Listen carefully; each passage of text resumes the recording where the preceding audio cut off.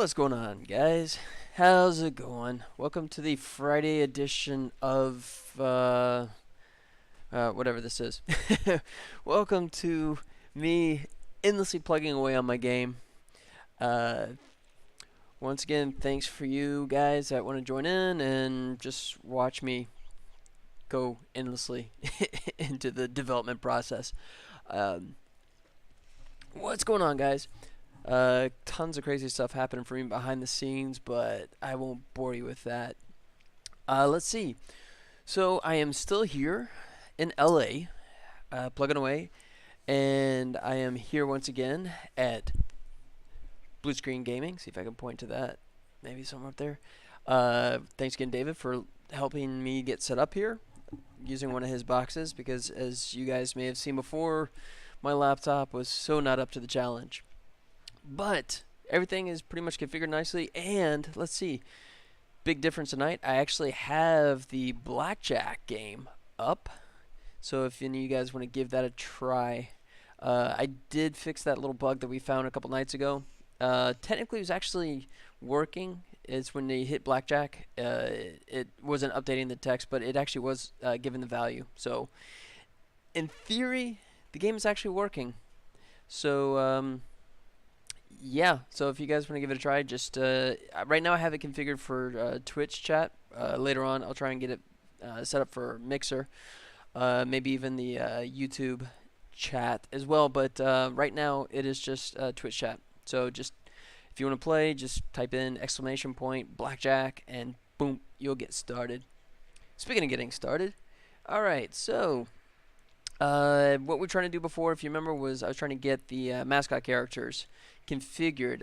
I kind of foolishly hard-coded just the base character in the game originally. So right now, the way it comes up, actually it may come up, yeah.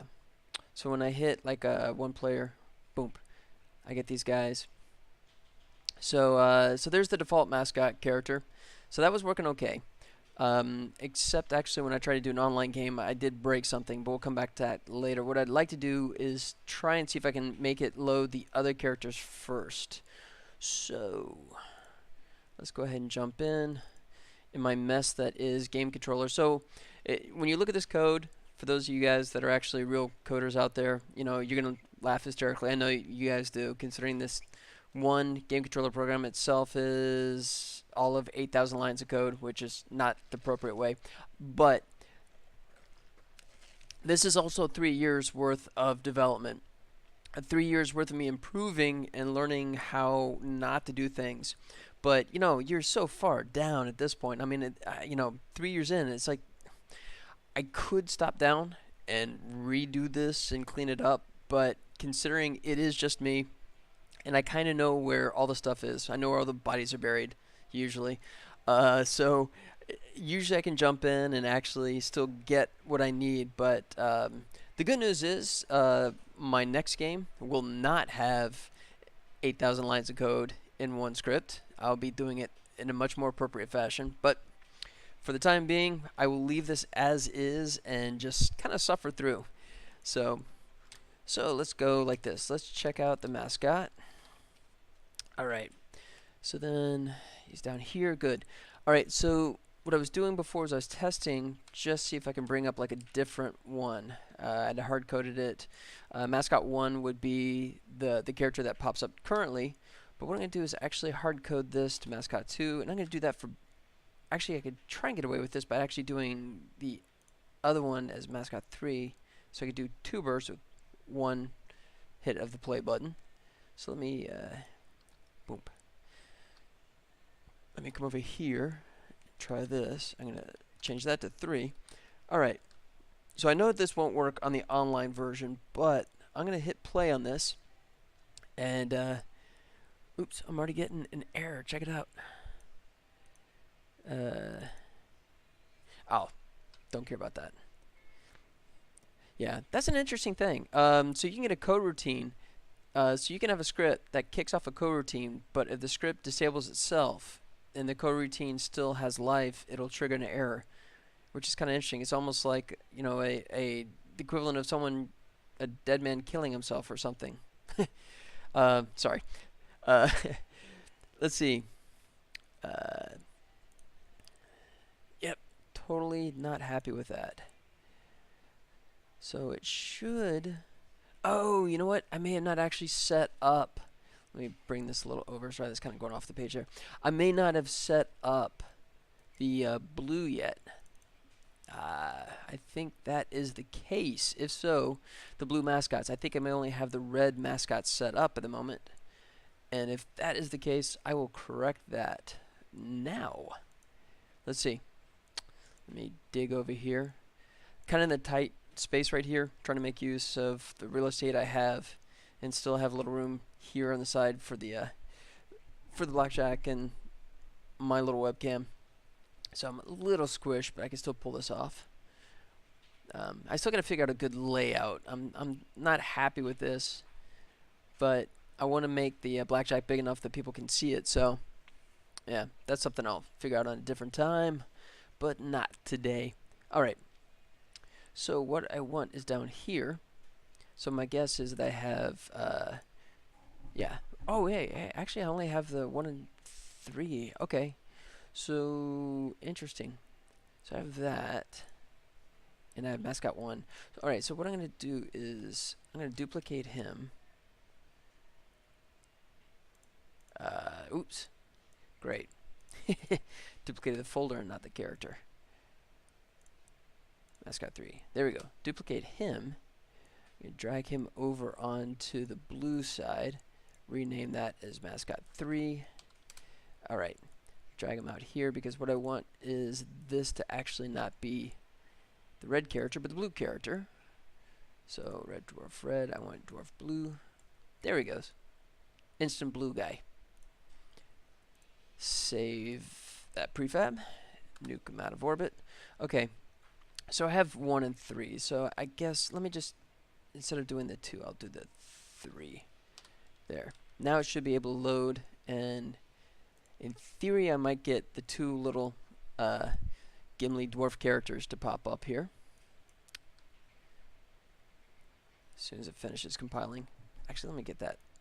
I'm going to bring it up a little bit so I can actually see the bottom of the screen there. There we go. Cool. Alright. So, 1 player. Boom. There they are. Nice. That's exactly what I wanted to do right there. Alright. So, I know this is going to break if I actually try and do this in the online game. Ooh. Look at the shadow. I got to fix that, don't I? Alright.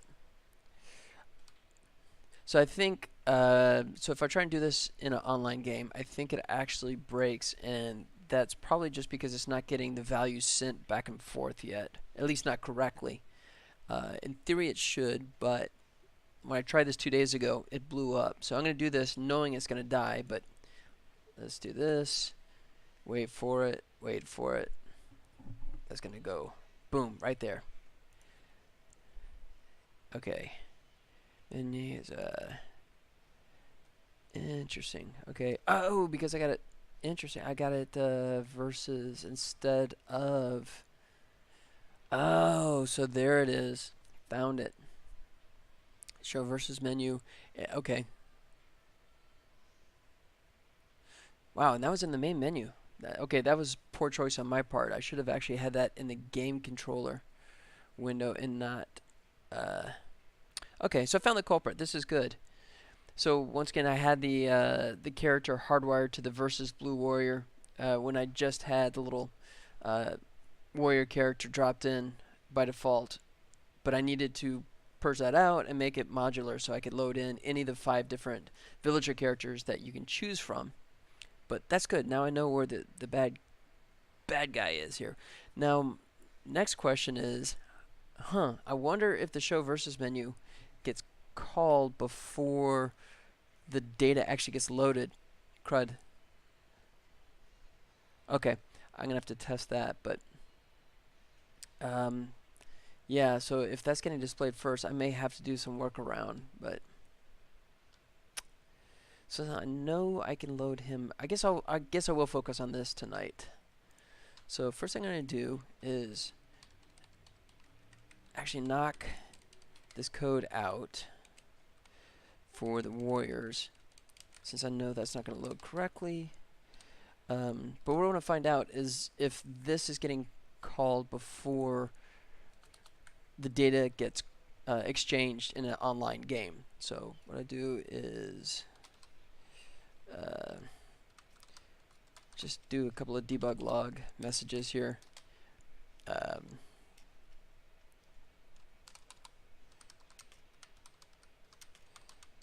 Now, there you go. So get that, and now I get to see which one kicks off first.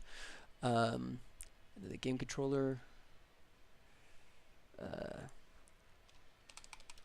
mascot val here, and I know I got this at second place, so there he goes. Okay.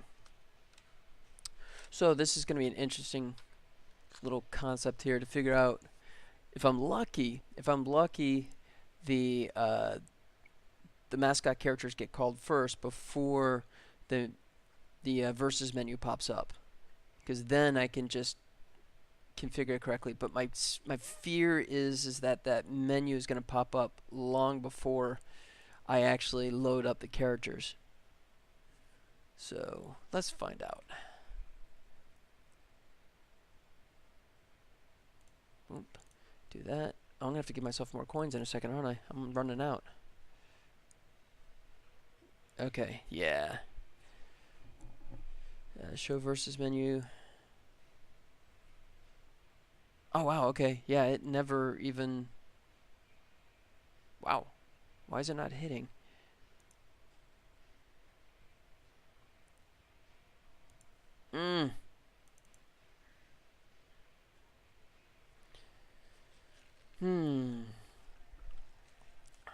Okay. Find red mascot. Transform 0.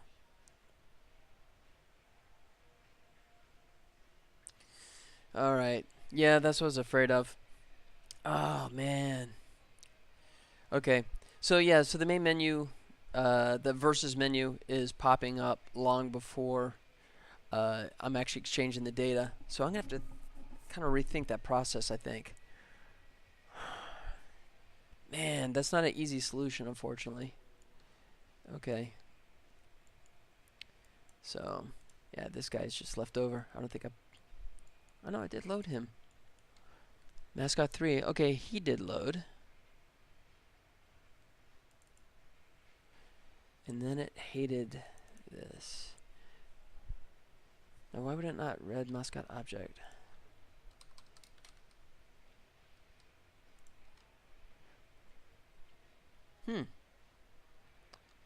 Unless it already hid that. Oh, it probably did. Okay. Yep. So this is the downside of doing an evolutionary kind of way of development, is that certain things you set up at the time work nicely, but then when you try and actually make it modular, it breaks big time. Okay. I can do this. I just gotta think of a way to do it cleanly. So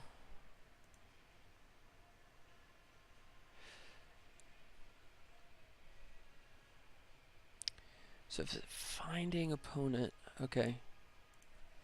So let me see.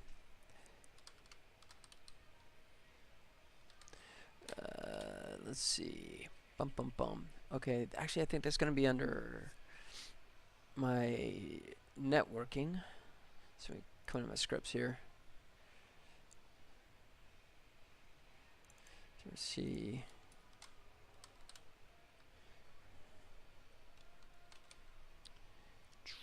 Let's see. Some challenge. Or maybe it. Alright, let me find out where I need to head to here.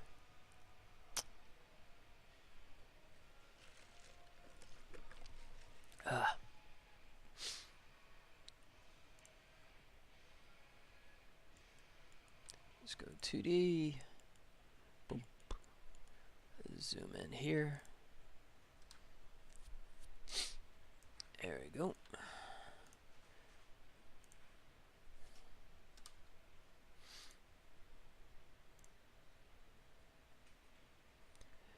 select online, and that's from the main menu. Okay.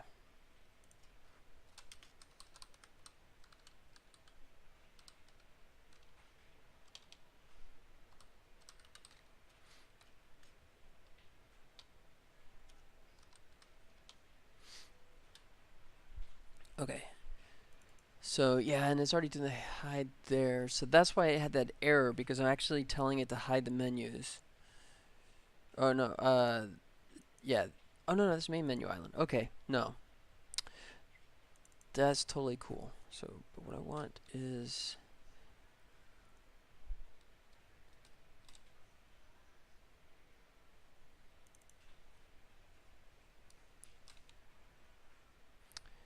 Okay, show versus, coming opponent, cassette.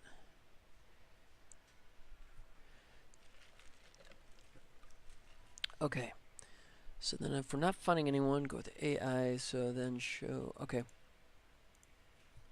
Start local game.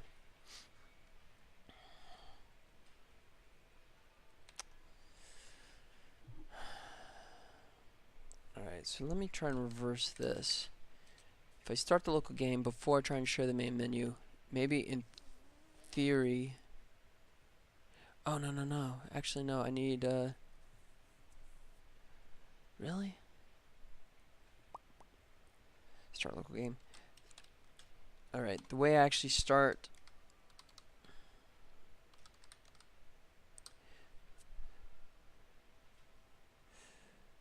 start local game. Okay. Alright.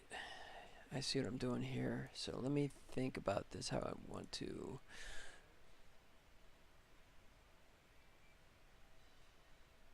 Select local.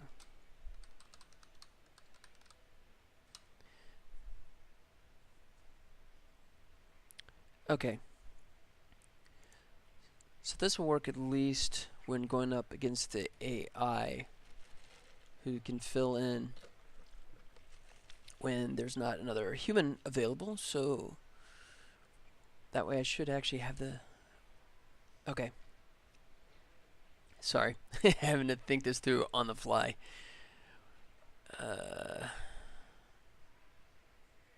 Okay.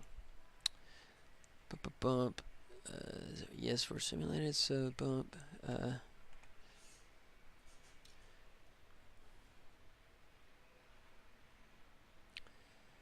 So that's... Okay, you know what? I think it's actually when I'm... I did this bad thing. I think it's when I'm actually loading up the characters. That's good. That's cool. Select active.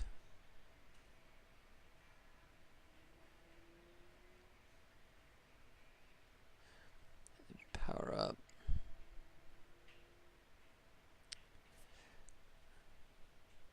Okay, that's fine. There's buttons.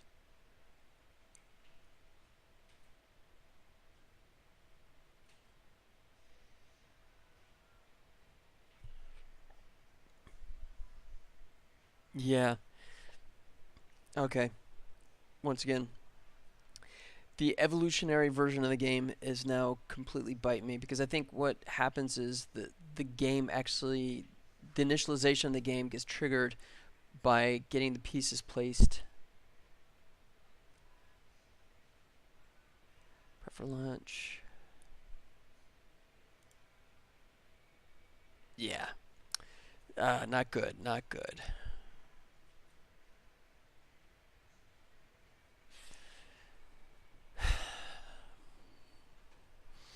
All right. You know what? I gotta bring my coders in. Where are my coders? Oh, crap. I forgot it's just me. Okay.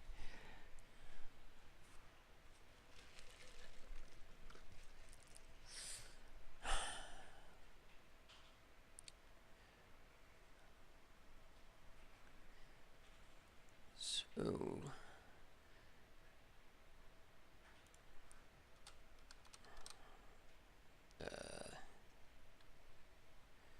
okay, so... No, that's not. Actually, I want. I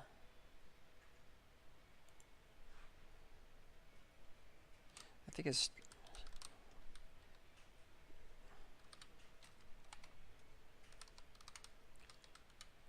Start game countdown. There we go. Okay.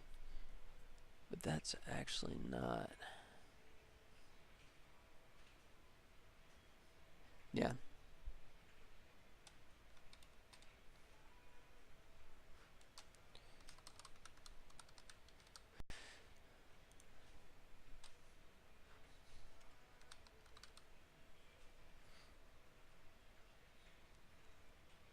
Yeah. So that's my. Alright.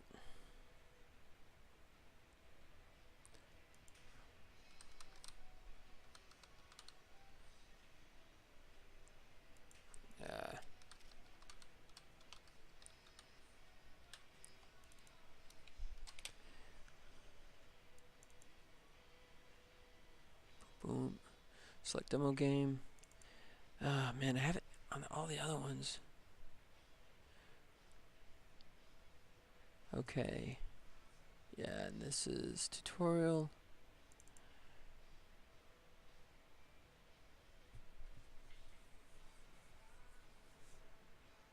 And wait for place buildings. Is that where I'm going to?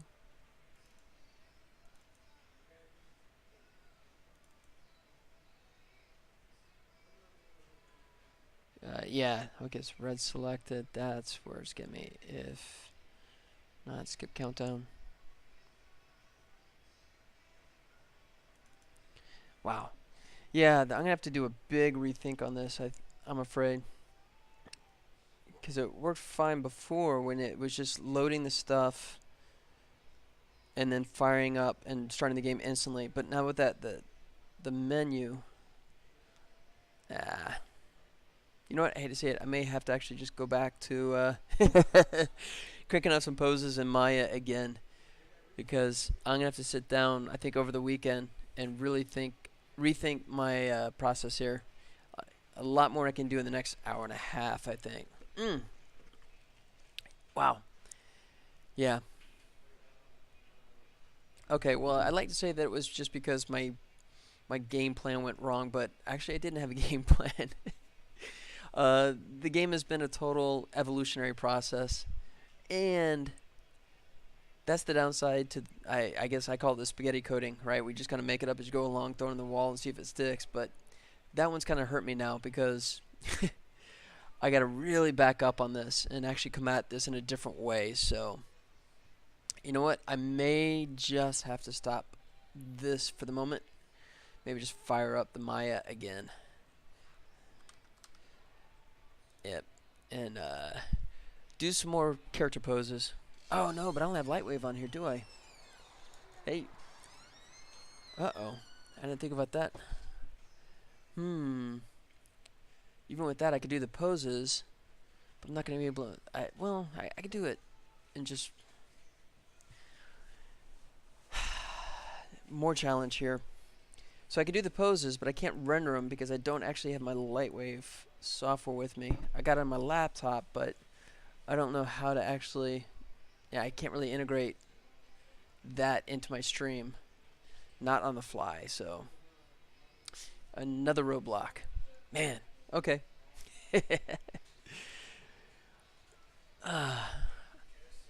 Let's see. Got that plugged in. So let's go to my computer. Go to my little thumb drive here. Source, scenes. So, yeah. Let me think. Yeah, let me do this. Let me proceed. Because I definitely need the weekend to make those scripting changes. I definitely need some serious hours to come at that with a new approach. So, let me just go this. Alright, so I did the dwarf. I think I did the icon poses for him. I did. So that's good. And then we did the female...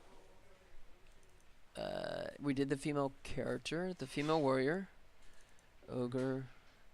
Okay, we haven't done that, so I guess I'll go ahead and start doing some ogre poses. So in case someone's watching and doesn't know what I'm talking about, so one of the few elements I still need to add into the game is a customization concept where you can update your characters. You get the little warrior character by default, right? And then you can eventually unlock the other characters to use in the island. But another thing that I have too is these icons, right? So you can like, I'm gonna have like 5 poses for each character, and then you can unlock the other icons and just kind of personalize it. So that's what I was trying to generate. Let's see, I may actually have those renders with me so I can show you the previous ones. Let's see if I do. Source scenes. Nope. I may not have that. Let's see. That might be on the laptop as well. Oh, man. Sorry. When you're out in the field, you think you got everything you need, but you don't. You ever do that? You get like, okay, totally prepared. I got all the stuff, double checked, and then you set up, and the one thing you forgot is the one thing you need, right? Okay. Well, I can at least load up the scenes. Do that. I'll do the dwarf character. Icon poses. So I can at least show the poses. Not the render version, but at least the way I set it up in Maya. So I'm using Maya LT, which you may or may not know, but Maya LT has no rendering capabilities. It's designed for primarily just for animation of video game characters, which is great, and then you can just export the character out either as an FBX or an OBJ, and then bring it over into the other program, which I don't have installed here. I use Lightwave for my rendering, and don't have it here. So let me go ahead and, oops, you know what? Let me, oh, it is selectable. Okay. And it tends to want to drop the textures, which is kind of annoying. And doubly funny because it actually has the proper path to it. Oh, no, it doesn't. Actually, it didn't this time. Okay, let me repoint it. Source scenes. Oh, nope. Actually, I got to do it. I forgot. Have to do it from my actual game project. No big deal. Images. Middle Ages. And this is the dwarf. Oh, love the red. There's my UV texture for the dwarf. There he is. Alright. So they have this. So I got like, that's just the, obviously the base T-pose right there. And then we have like, oh, let me hide the controls for a second. There we go. So we got like little happy pose. The rendered icon pose, I think I did kind of like from this angle. And then I got this one where he's like angry and yelling. I think this one I did more from like this angle. I believe so. And then I got like this one where he does like the little salute. It was a goofy concept. I was just trying to find something that was like, I wanted the first character to do a salute, and I just arbitrarily did like the little thumb against the forehead, and I kind of, it cracked me up. So now I'm doing that same salute for all of the middle-aged characters, the Middle Ages. You know what? Actually, this might be a older save because I'm actually missing a couple of the poses, so I can't show you all 5. But yeah, the characters have 5 different poses. I can bring up, I tell you what, I'll bring up the male warrior character, or maybe the female warrior. How about that? Icon poses. I know she's got to have all 5 of the poses, so I can show you those. It's thinking. It's coming off the thumb drive, so it takes a second to load. Although I'm getting spoiled by this solid state drive. For anyone that actually watched my broadcast when I'm back home, you guys know how my machine has notoriously been just completely locking up, usually after about like 1 hour broadcasting.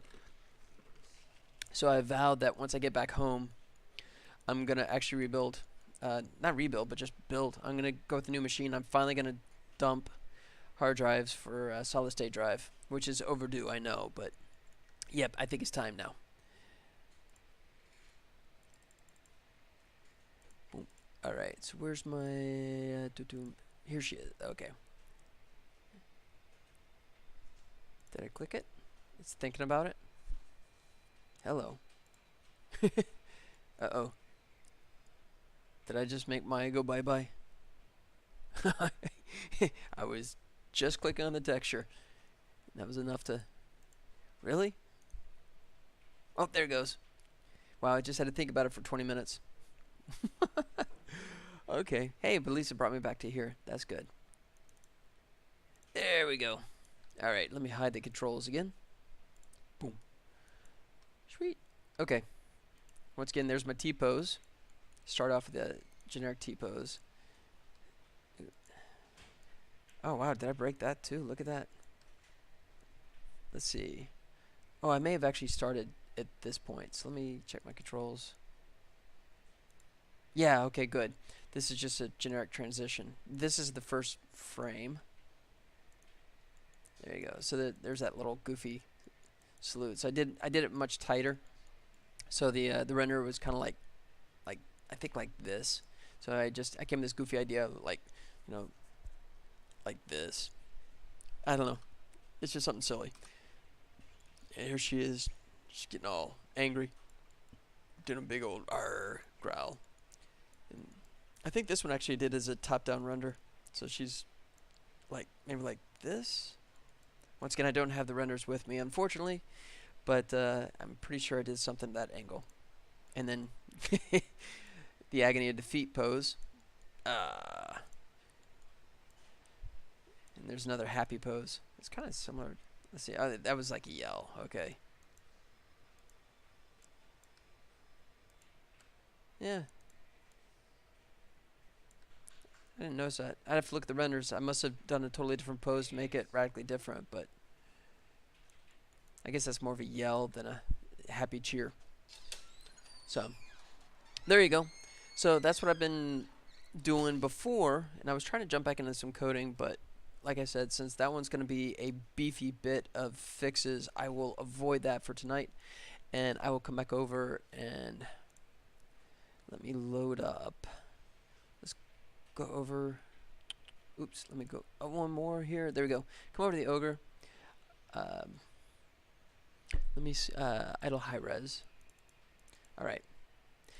And as I mentioned before, I have two different versions of the characters. I have high-res character versions that I use for that the mascot for the opening and closing parts of an online game, and then I have like a low-poly version which run around the island in real time during the game. So can I select Geo? Nope. Let me select Geo. Get that texture going. Hey, it didn't freeze. And Ogre Red. There we go. Alright. Yeah, so this is just the standard idle pose.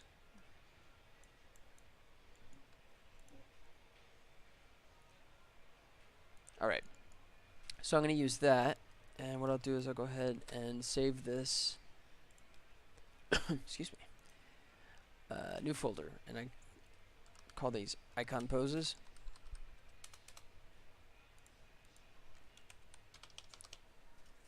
Icon poses. So what's going on with you folks out there? Aside from being a nice Friday night, you guys out there doing something interesting instead of sitting in front of a computer? Okay. Let me turn the lock back on the Geo. Select the controls and kill all these keys. Delete. Come back to here, and then if I zero all these values out, you should go back to a T-pose, like that. Done. Okay, let's play. So, I could actually add the hammer since it's here. I'll think about that. Make for some interesting icon poses, I think, if I have the hammer in there. Okay, I'm going to save that just so I have my default. And I'll come out to the first frame. See if I can start with a angry. Something mean and angry. Okay, I'm going to switch over to my Logitech device since I work better with Maya with my I think I've pointed this out before, but uh, David here at the Blue Screen Gaming was asking me, it's like, do you actually use this? And it's like, yeah, but not for games. I tried it, doesn't do much for me for games, but for Maya, absolutely love it. I got it so configured. Where I'm working at here in Culver City on my freelance animation job, I tried to ask them to set it up, and unfortunately, that that idea crashed and burned. So I would say I'm at least officially 20% slower in Maya because I have to revert back to the keyboard, and I'm so used to using this tool. It's like second nature to me that I'm definitely slower. Okay. Yeah. Oh yeah. It's all about the Logitech.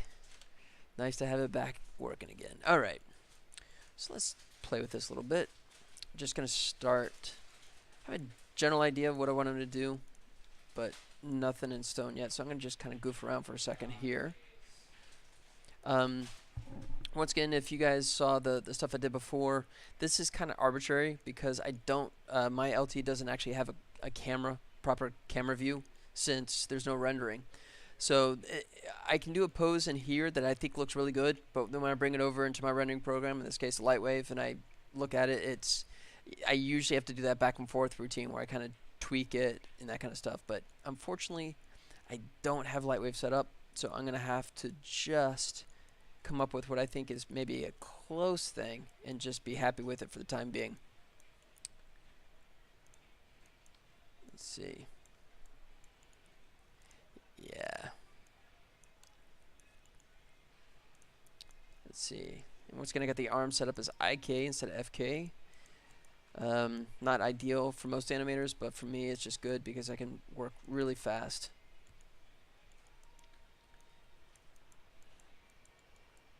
And since these are short, these are just one frame poses, but also the animations I've been doing have been very, very short things, so it's just the IK I think expedites the process a bit.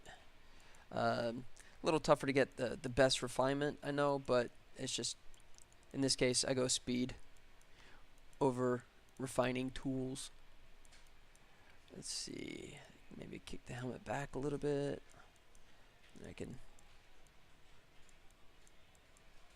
Alright, not doing much for me yet. I'm going to push it really far. Kind of get the body torqued a bit.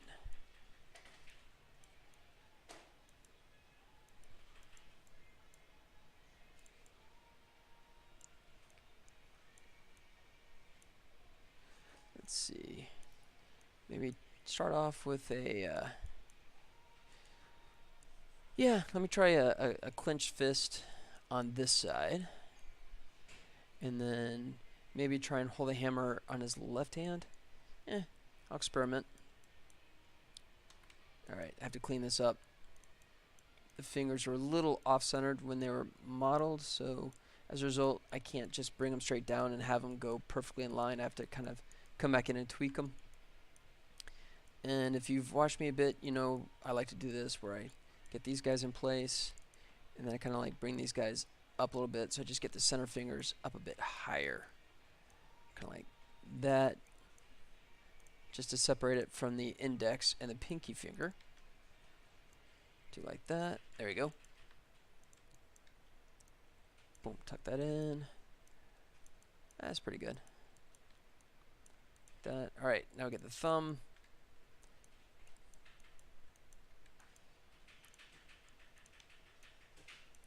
Something like that.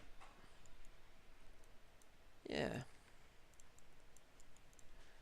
Let's see. I have my controls for a second. Let me see.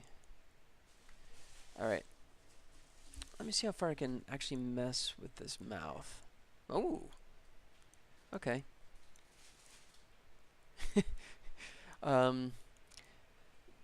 Yeah. It's not exactly perfect, but that's something I could go into Photoshop and actually paint that rather than doing any rig changes, I think. But I like the extension.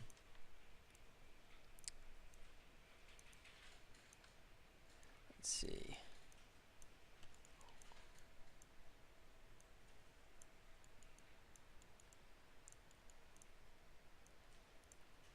Yeah. Alright. Yeah, I'm still kind of guessing here because, like I said, I'm not gonna be able to do a render unless I stop down and actually try and get Lightwave installed on here. Um, let's see. You know what? I guess I could at least get like the demo version. Maybe I could do that.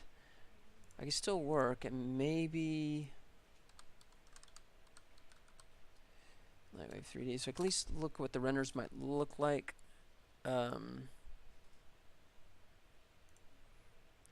Yeah.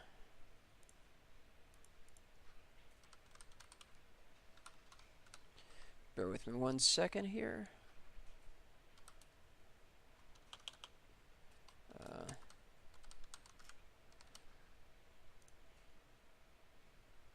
Oop.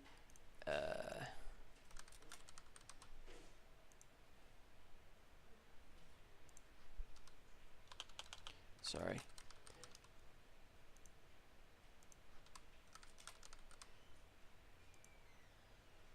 There we go. Nope. Okay. Yep. All right. Let me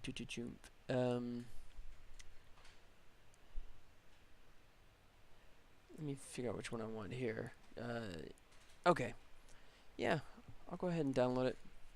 I can at least do the render, or at least I can look what it looks like, and even if I can't get it to officially save out, because I don't know if I can actually get the, I don't know if I can get it fully installed, so I may be able to just set up the scene, but I may not be able to render it. But at least we'll get to see what it looks like. So, oh, that was fast. All right, so let me install. If that's gonna come up. Did I double click? I thought I double clicked. Didn't it look like I double clicked? Oops. Alright. Do it want to load? Windows cannot. Interesting. That's it. Okay, that's a funky. Destination file cannot be created. Wow. What's up with that? Okay. And it won't let me make it go away. Alright. Wow. Alright, I broke something. My name is not Ralph, but I think I just wrecked the internet. Okay. Let me try that again. Let's figure out my downloads. Oh, maybe it's a zip file, so it just doesn't like the fact that I was trying to do the executable from the zip file. So let me try it that way. See if it's happy.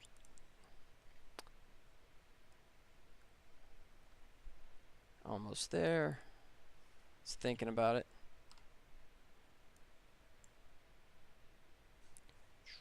Maybe. That's not. Look at that. We were like going so fast, and then it just kind of trailed off. Come on. You can do it. There he goes.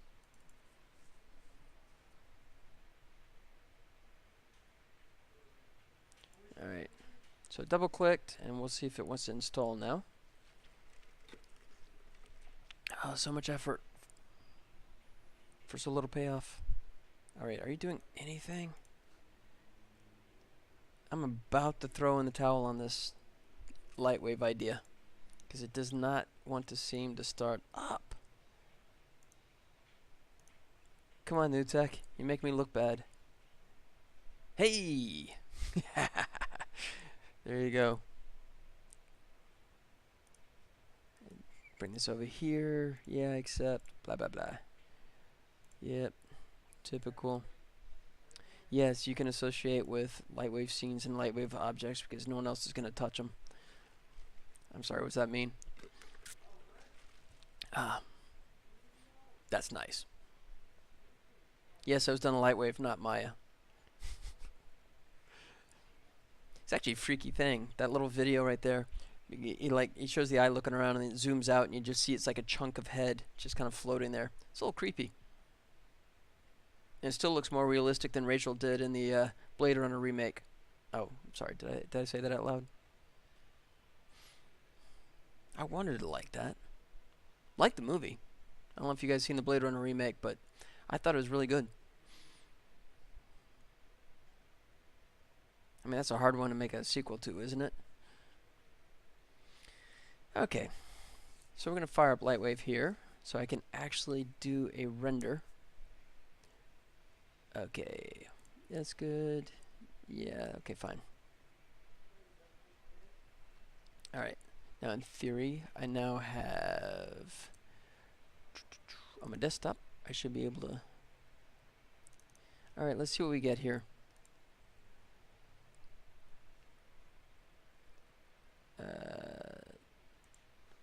Yeah, so I'm in discovery mode. That's fine. Let me shrink the screen a bit.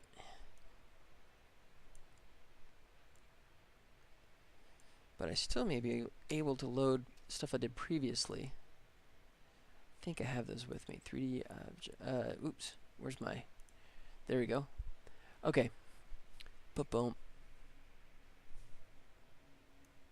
Alright, let me get this reorganized. Okay.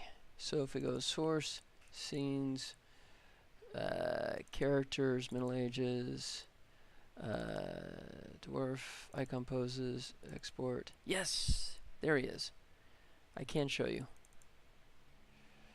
Yeah, switch it. Yeah. Oh, I gotta point everything. I got most of the stuff moved over onto my little thumb drive, but not everything. So I gotta documents. I gotta repoint some of this to my. Oops, that's not documents. It's desktop. To my Unity project file. So assets, images, Middle Ages. There we go.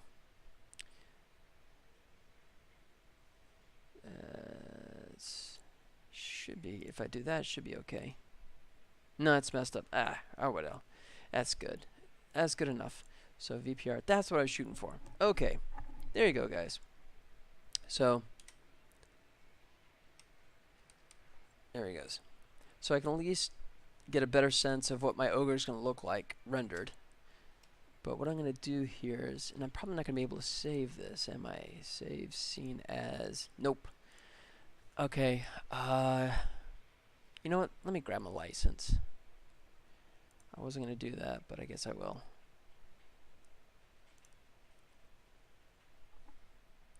So let me exit here. Hopefully we'll do this without getting too upset. Desktop. And layout. Let that come up.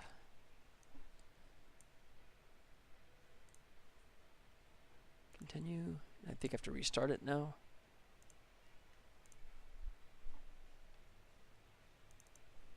Let's see. Success.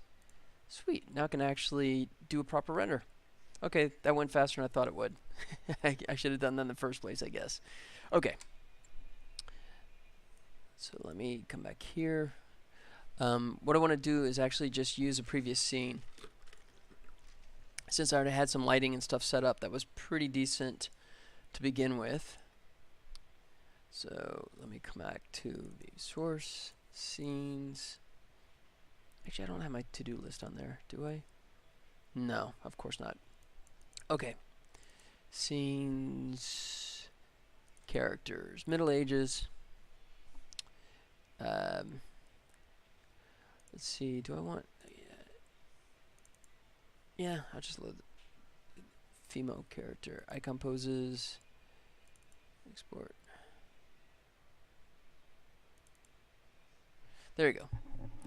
Alright, so I'm going to load the scene up so I can have this with my default lighting setup. I was thinking about it. It's loading all this stuff off the thumb drive, so it'll take it just a second. Maybe.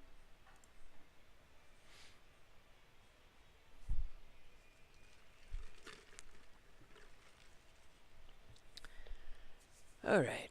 Or maybe even longer. What's up with that? I didn't think it would take that long. Alright. Tuck him away.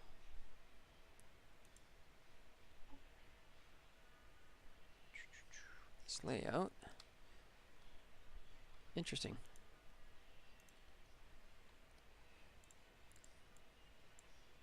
Objects.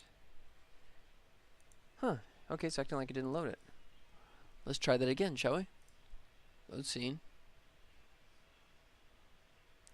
Characters, Middle Ages.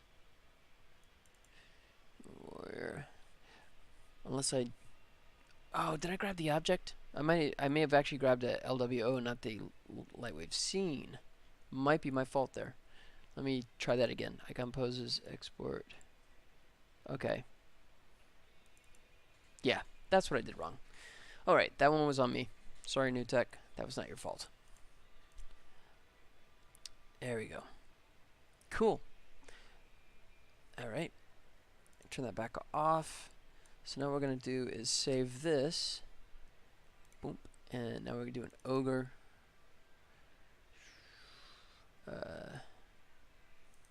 Icon poses. New folder. Export. Export. And we'll say base lighting. GHTING. Base lighting. There we go. Cool. Alright. Good. Now I can actually pose it legitimately. Oops. If I can get back to Maya. There's Maya. And let me bring Lightwave back up again. Alright, so I'm going to be toggling between Lightwave, Maya, and then Lightwave's modeler as well. But let me come back to Maya. Alright. So then what I'm going to do is... let's see. Start. I think what I'll do is actually not parent constraint the hammer to his hand. I think I may just keyframe it in position so that way I can do a couple different poses in the different frames and not have to worry about multiple parent constraints getting goofy on me. So what I'm thinking is if it's like that, oh that might be good like that. He's doing R. There you go, and then get this hand in a gripping position, and I'll drop the hammer in there.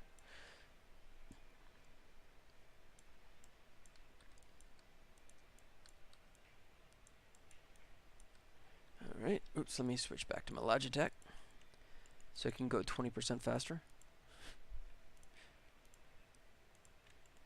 Alright.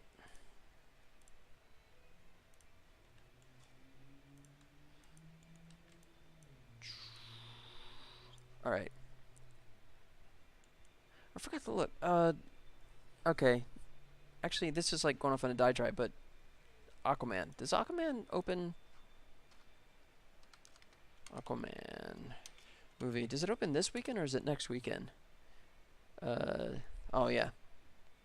Opens the 20th? On Tuesday? Oh, you know what? Okay. You know, they did that Amazon thing, didn't they? That goofy... Yeah, if you're like an Amazon member. Alright. Never mind then. I'll come back to that later. It's my 6 degrees of separation, working in the industry as long as I have. I kind of got a connection there, but I'll not deal with that now. I'll wait till the movie actually comes out, and I'll talk about that later. Let me clean up some stuff here real quick. Pardon me one sec.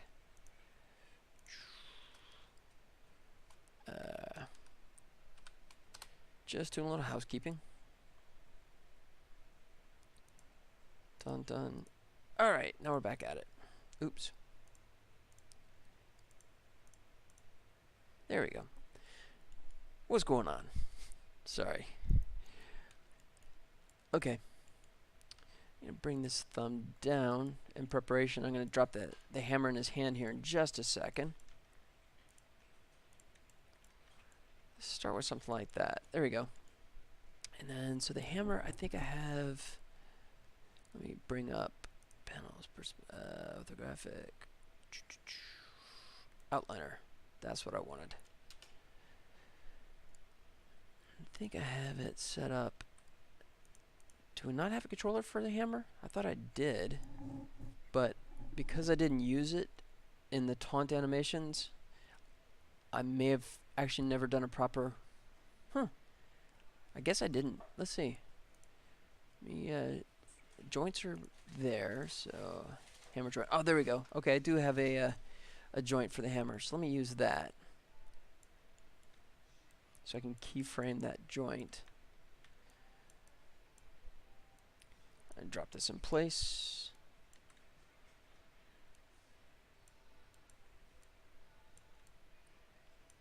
Like so. There we go. Let me hide the ground so I can see underneath.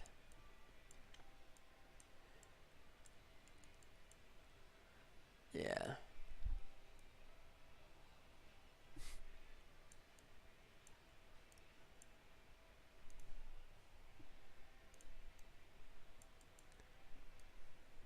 Alright. Something like that.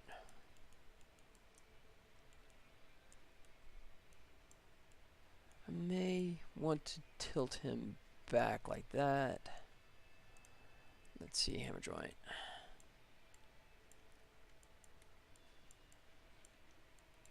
Okay. There we go.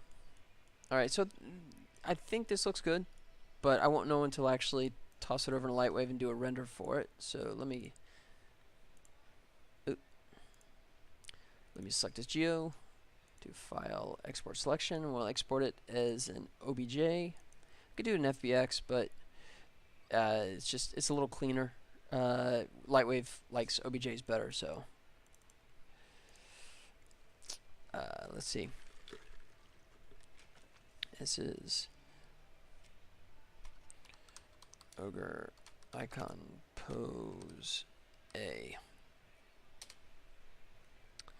There you go. And so what, I'm also going to fire up, since I'm here, I'm going to fire up the Lightwave modeler as well. And that's a little full screenish. Let me adjust this. There we go. Okay. So I got this base lighting. There we go. So now I can actually save this as ogre pose A. Although I may recycle this scene, I'll still call it A. I'm gonna swap out this character. Oh, hitting Q. 20 years of using Lightwave. I have all my shortcuts set up, but since I just downloaded this, it's not gonna know all my shortcuts, is it? Okay, so I gotta do this. Replace with object. Okay. This is ogre. Icon poses, export, ogre A. Okay. That's fine. He's a little out of place right now, but we'll be fixing that in a second. Something like that. I think I was going to do it over on this side. Yo. Yeah.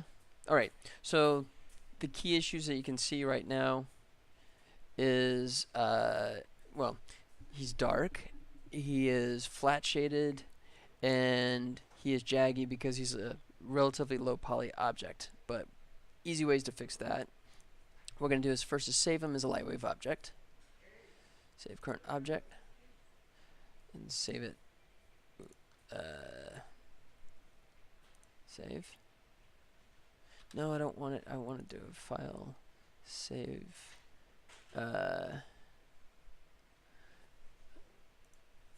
Actually, I want to save it. All files.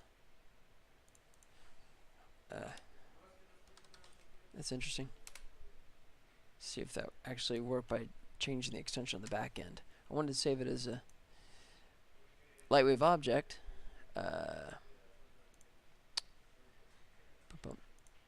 Down here, source, Scenes, characters, Middle Ages, ogre. Icon poses, export. See if that worked. It did. Cool. Okay. Oh, I got some. Let me see how many I got that are. Go polygons. It says I have, 10 of them. All right. So I was trying to do a subdivided surface concept, and it doesn't like it when a polygon has more than 4 sides, 4 points attached to it. So I'm gonna take these guys. There you go, and just do a triple and smooth. Ooh, that may not work. That's a whole bunch of ugly. Okay. I may have to tweak him a bit more. Do I have bandsaw? Oops. Oh, I may have to rethink that. Let's go. I wonder if we go ugly, if we go,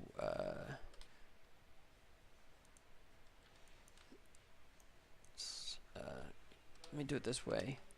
Let me try it as grab everyone.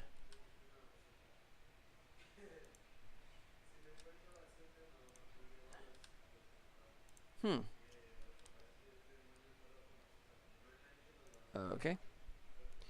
Doesn't want to let me do that because these other guys are still there, so fine. I will triple them. That's really not what I want to do, though. Smooth. See where that gets us.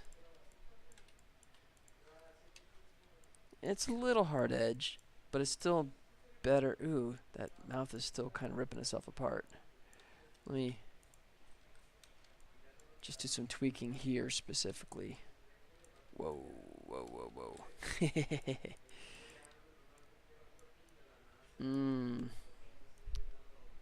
Alright.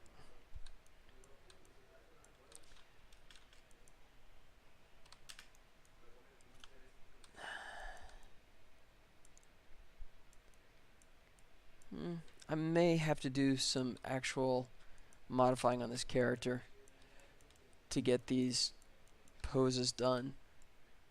Let's see.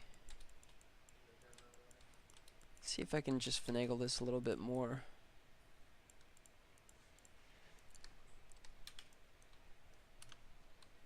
Trying to avoid going all the way back to doing that. Let's see.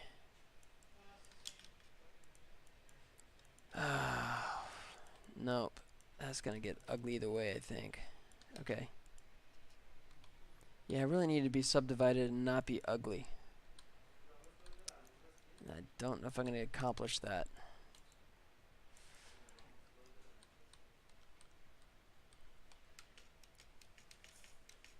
Point. How you doing? Good, man. Yourself? Good. Yeah, that's just gonna be too ugly. Ah! How many undos do I have? Oh, I got plenty. Okay. Let me see. Let me see. So if we go sub D except for those guys. Wait, I got a mystery point up here, don't I?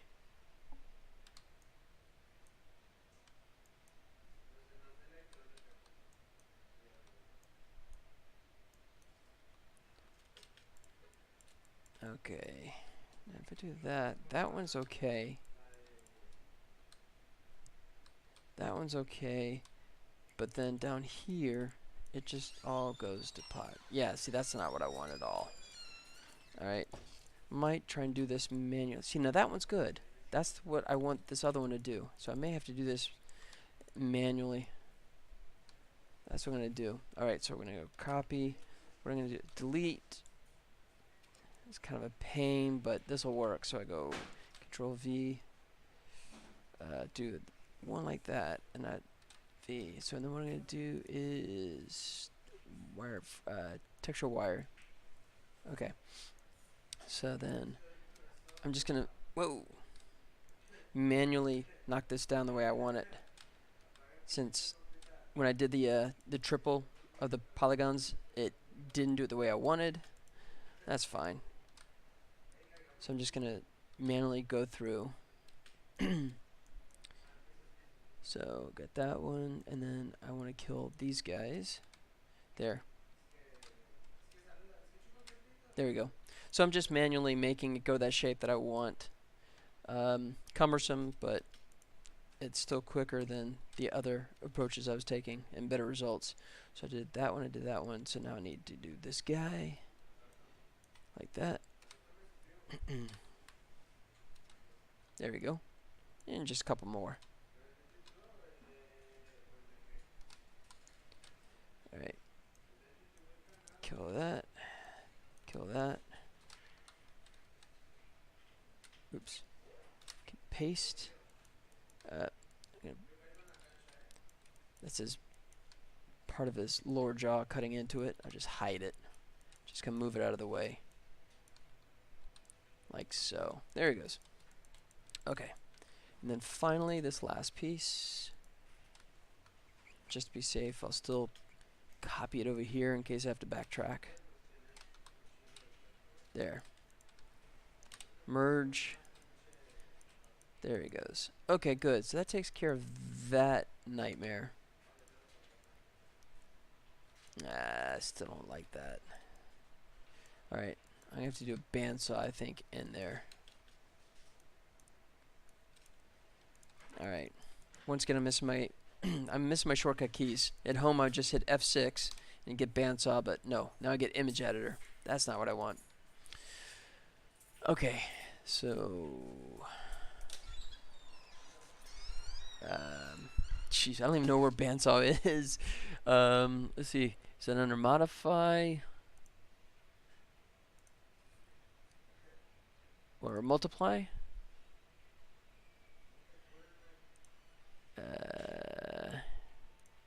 Bandsaw Pro, but I don't want Pro. I just want bandsaw. Numeric. Yeah, fine. I'll use Pro. Able divide.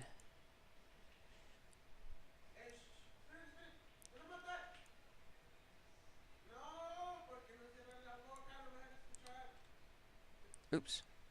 Oh.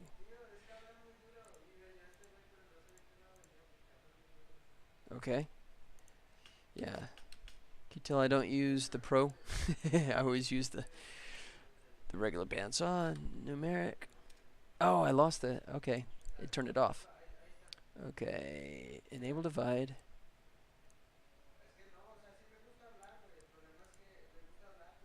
So that's what I want. Does that do it? Yeah, there we go. Yeah, it's better, but still not what I want. So, actually, I wanted to. I actually wanted to do on that guy, but it's not going to do a bandsaw on him because he's tripled. I don't think.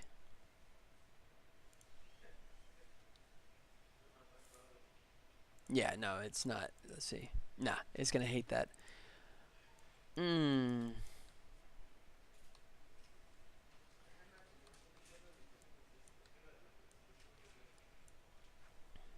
Okay. I'm going to just do the shortcut way again. This is ugly, but it's fast. Copy. Paste. Whoa. Did that just nuke that? Look at that. Totally broke the UV on that one, didn't it?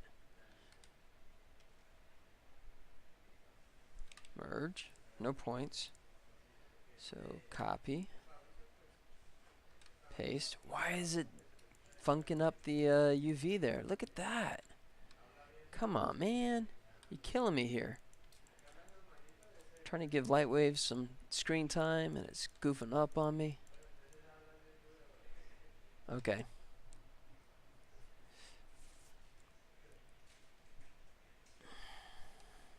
Copy, delete, paste.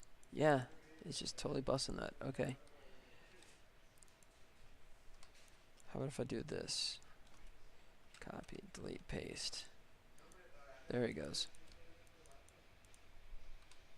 Oops. Copy. Paste. Now it oh, come on. Now it breaks the centerpieces. This is not my night.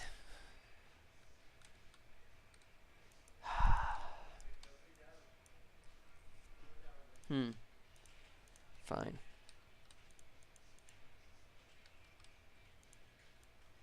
There.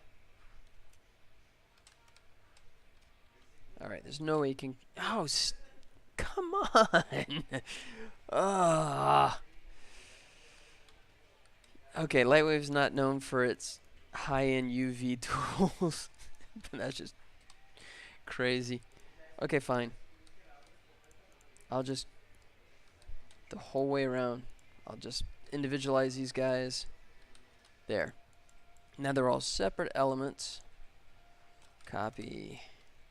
Paste. And you're still doing it. Oh, you're absolutely killing me, Lightwave. Come on. You're just hating me tonight. It's not... I thought I, like, separated everyone. Separate.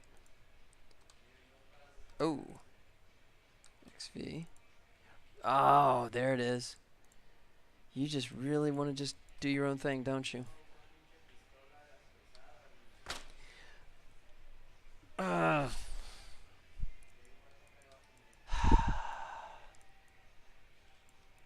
right.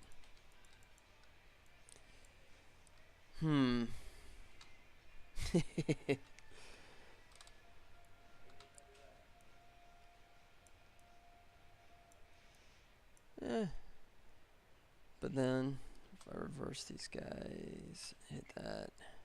Yeah, I know. And yeah, that's just totally messed up.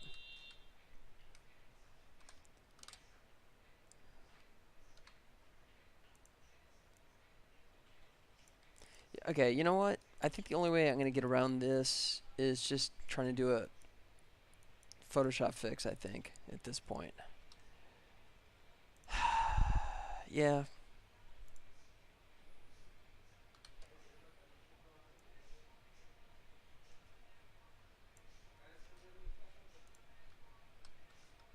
Ugh.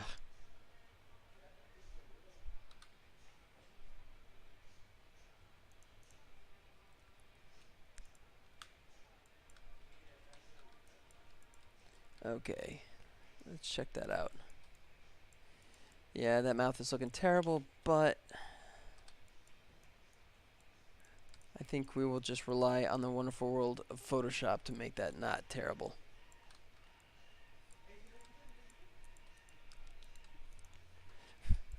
Okay. Well, for what was supposed to be a simple thing,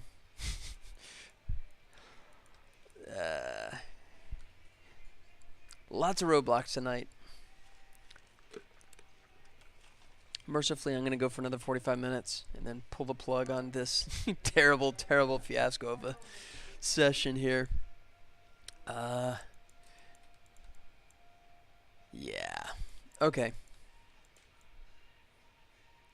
I wonder if I should just move on. Let's go save him. Delete that, save him. Surface. Smooth. Yeah, and just at least take a look and see what this looked like, but yeah, that's just terrible. Oh man, that's absolutely terrible. Look at that mouth. Okay. Yeah, I could do the fix, or I could just do the fix over the weekend. And you know what? I'm gonna do that. I'm just gonna stop down on the ogre. Another roadblock, but let me go ahead and switch over to the wizard. Maybe the wizard will be better behaved. So let me switch that back over. Okay. And we will send the ogre back to the showers. Let's go new. Bye-bye. Okay. So, crash and burn. So let me go ahead and load up the wizard. Idle high res. Alright. Let me get his texture applied correctly. Oops. Make the geo selectable. Texture there. Boom, boom, boom, boom. Wizard texture. Got it.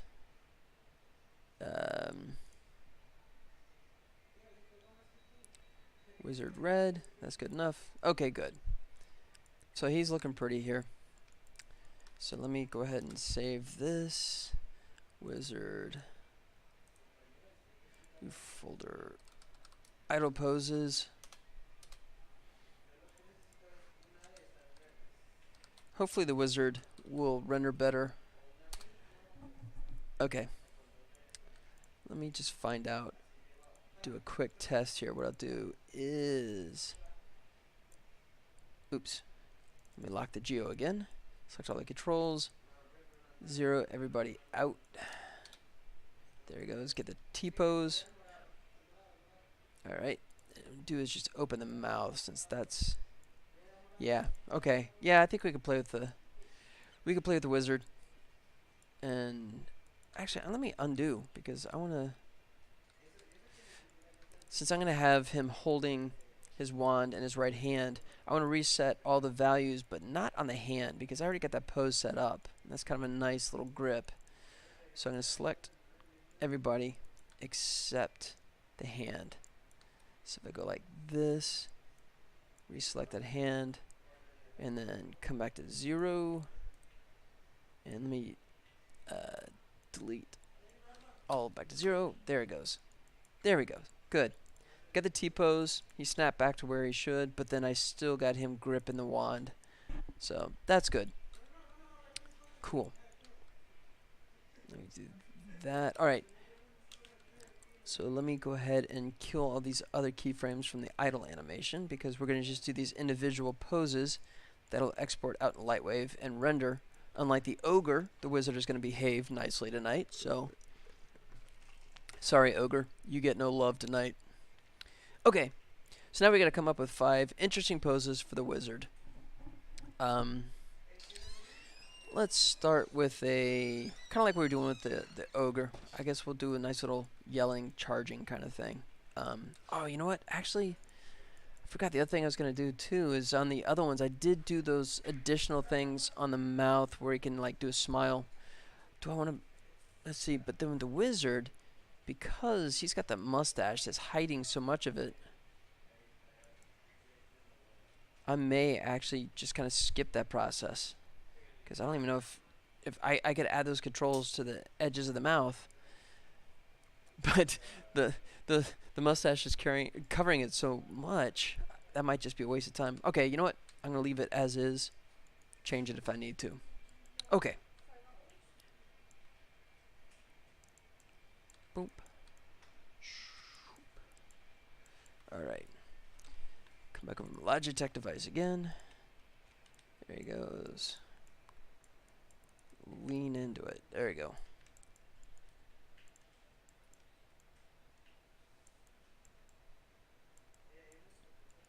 Yeah, this could be fun. Did you want something else, Stefan? Yeah, maybe later. Hey, whipped cream? Yeah. People just get it by the can? What? Okay. No whippets? People don't take whippets in the bathroom?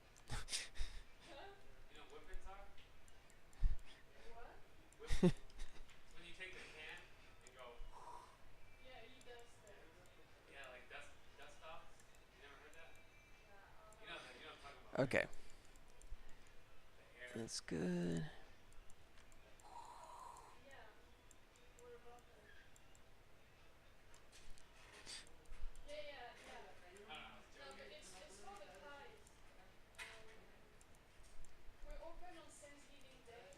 Oh, okay. Just so you know, from 2 to midnight. Okay. If you're bored and you want to come back. I was joking about it.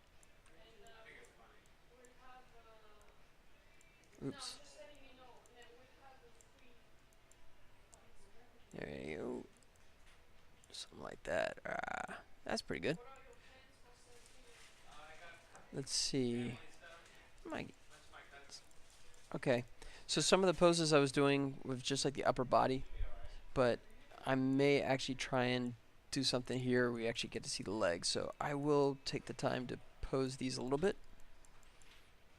Subject to change, of course. Actually, I'm going to hide the ground.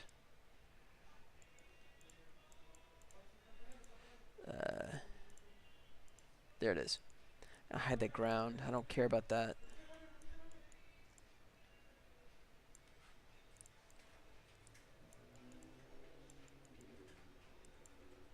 Let's see. I'm going to see if I can send this out to the side. Just thinking ahead of how I'm going to pose the camera in Lightwave. Boom.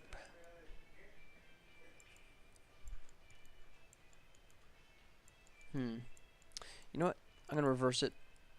Change my mind. I want this leg to be coming up forward, and I'll put the other one towards the back.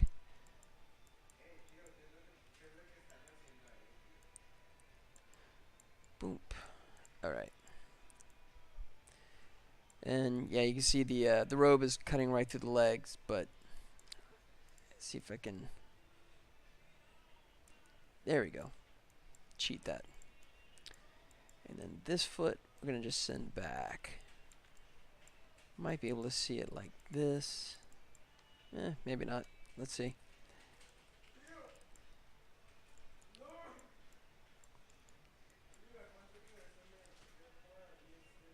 Yeah. Alright. I want to get that wand as far forward as I can. These little short cartoony arms, it's always a challenge to do something like that and not have it, of course, like cut through the hat, that kind of stuff. But actually, he has this bald head, so I can get away with this. Just really going crazy with that. Alright. Let me bring the elbow in. The shoulder. Oh, good. I do have this as parent constraint, which means I can drag that shoulder like crazy. I'm going to pull his shoulder out of socket. He's a wizard. He can take it.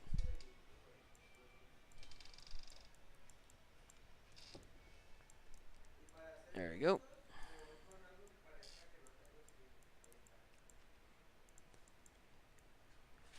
Ooh. Fix this slide. There he goes.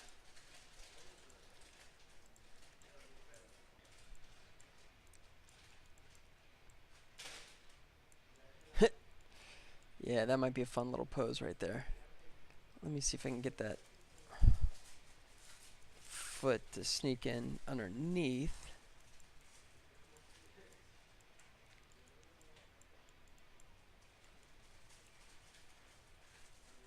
I think it might work. It's all trial and error.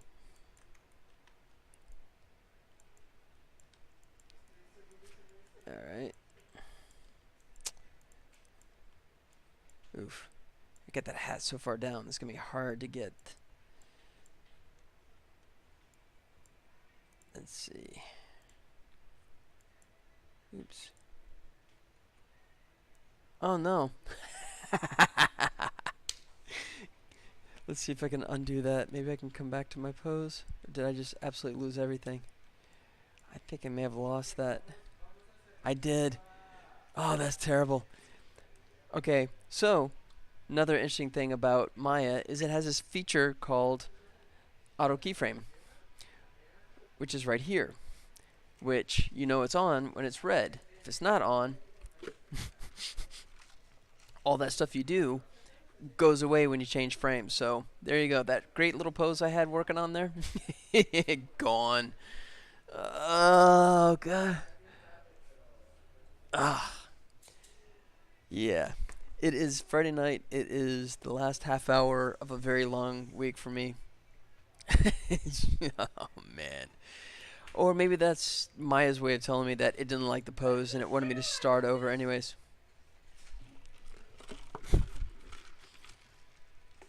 Alright.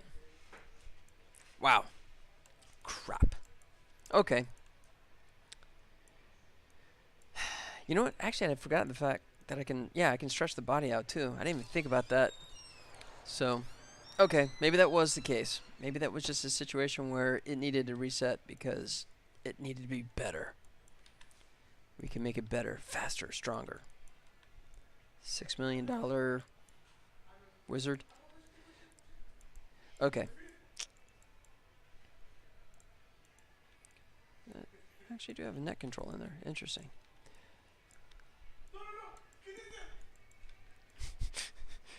Alright. Sounds like the guys behind me are having a lot more fun than I am. Sorry about that. Oh, that's frustrating. I mean, it's better than like doing a whole scene and then having it not save and crash and losing a ton of work. I've had that before. Nothing's worse than saving, hitting Control S, and it crashes on the save and corrupts the file. Yeah, that's when you totally go insane. I had one a couple of years back. It was like it would crash on save like literally like 30 to 40, 50% of the time. So I was ended up doing like this A/B saving thing just so I could like not lose my work all the time. Especially if you're like, you know, a client, right? I mean, if you're a contract hire, you know, they don't care the fact that you have issues. They just care about the fact you're not getting work done. And you're like, but it's crashing. Nah. Okay. But so now if I go like this, hey, look at that. It actually doesn't delete my pose now. Yeah, that happens though. Sometimes you do that where you actually start over and you end up doing a better job second go around. Hopefully that's the case. I mean, it was okay, that last pose, but let me see if I get a little curve going here. If I grab these guys just momentarily like that. Throw him over. Boom. Do this big old C curve like that. Yeah. Okay. I think it's already starting to look more interesting than the dead pose that we had before. Alright. Oh, excuse me. Alright, I really wanted to see how far I could push this before. Ooh, that's as far as that's going to go. Ooh. Ah, okay. That's cool. Let me try this. I'm going to just send the hand out as a counterbalance. Kind of throw it down to the side like this. You know what? I'm going to throw it way back here. Like that. Kind of extend the fingers out. Oops. Make sure I get everyone selected. Boom. There you go. Yeah. Whoops. I grabbed a control in the back there. That's not good. That's something too you got to be careful with, Maya. When you select a control and you kind of, if you click on it, that's one thing, but you can do a drag, but you can also select stuff behind it. So you'll do something where you'll look at a scene later and you just see an object that's completely in a different position, and that's when you realize that you accidentally grabbed it at some point while you're trying to adjust something in the foreground and you just completely mess stuff up in the background. Yep. Actually, that happened to me just like, what, yesterday? Day before yesterday? In my little contract work that I was doing. Luckily, I noticed it before before I went any further. But I've done that before where I noticed it way down the line. That will drive you nuts.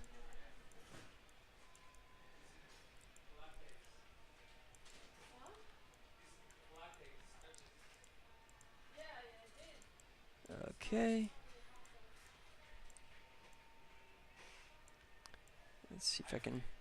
Yeah, my weighting is not great on this. These are kind of quickly thrown together characters, so... That's still okay, I think. Alright. Get that elbow tucked down that way. It's getting there, but not quite yet.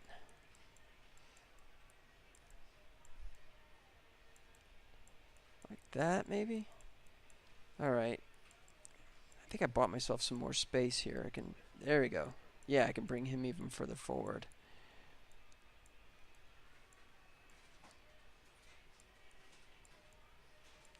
Something like that.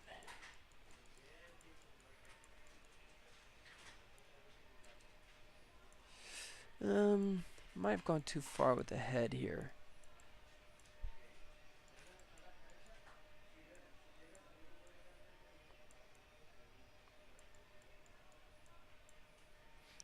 It might be. Okay, I gotta do something different with the arm now. I like the head position better, but that obviously broke what was going on with the arms, so let me... Oops. Let me get that shoulder tucked back in. See the arm ripping itself apart here. That's okay, because we're going to bring this forward. It'll correct itself. Yep.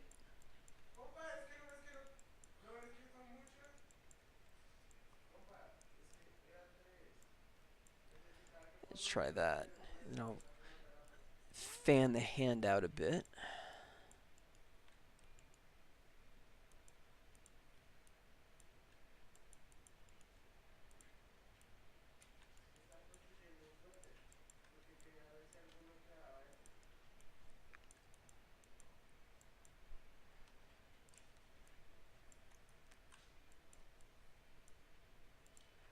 Something like that.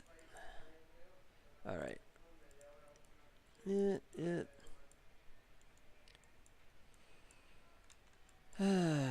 Okay.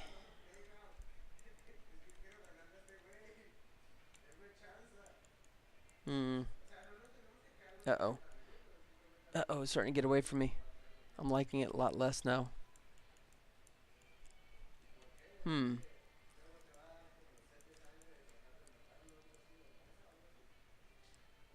Actually, that's kind of cool. Oh. Hey, it just went from total crud to not terrible. Alright, let me try this one thing here. Take this toe, bend that down.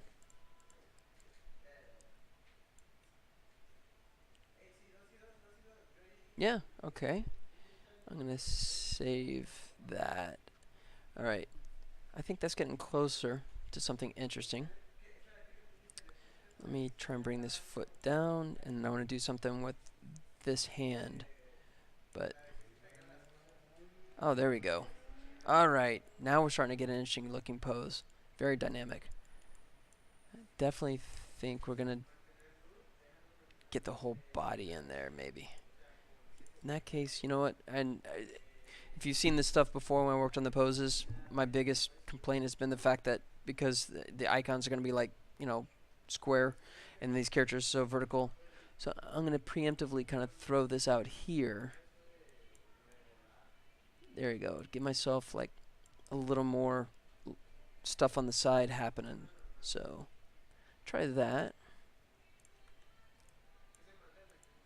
Alright. Boom, boom.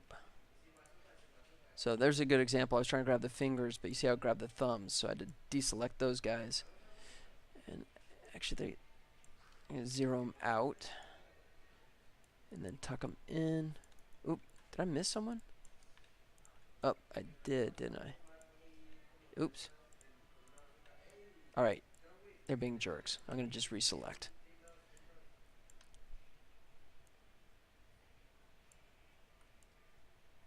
Huh.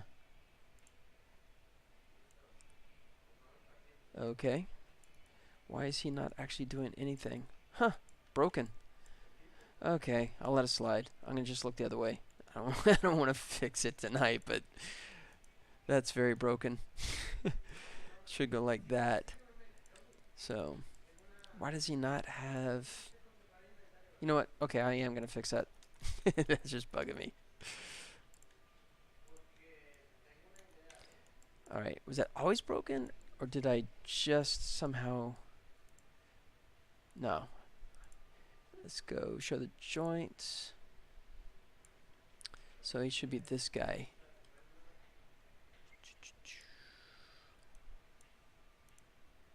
Finger ring base. He's controlling that. Yeah. Okay, fine. Go constraint. Rigging. Constraint. Parent constraint. There, that should make him obey. There we go. Okay, fine. that was a minor fix. I should have just shut up and done it in the first place. Cool.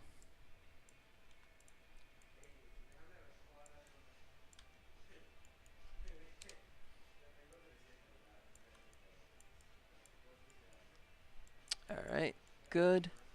But let me clean this up a little bit.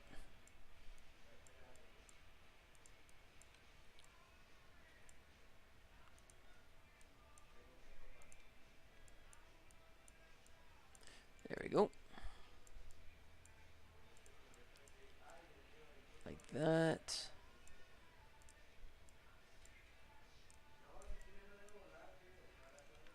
Alright. I'm going to try and bring this forward. See if we can get an interesting pose out of it. If not, I'll tuck it back underneath. Uh-oh. Alright, I need to really rip that shoulder out of joint so I can cheat that arm forward more. Like that. There he goes. That should buy me some more room.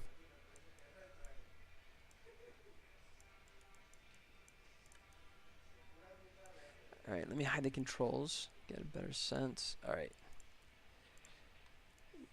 Down like that.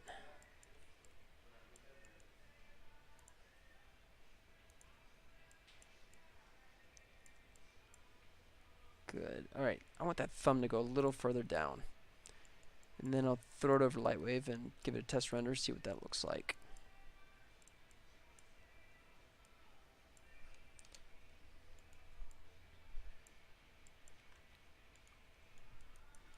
Yeah.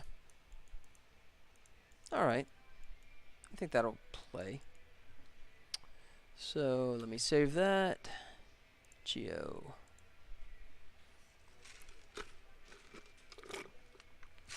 Okay.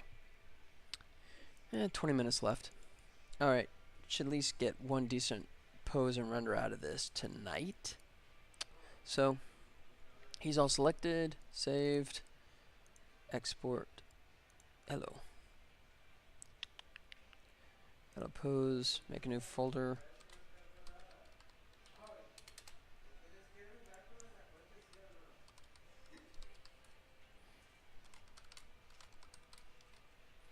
Wizard icon pose A. There we go. Alright, so let's take our terrible looking ogre. Dude, you're gone. Oh. Let's go file. Oops. Replace with object. The busted ogre is going away. You're going to replace it with our wizard. Where am I going? Idle poses. Export.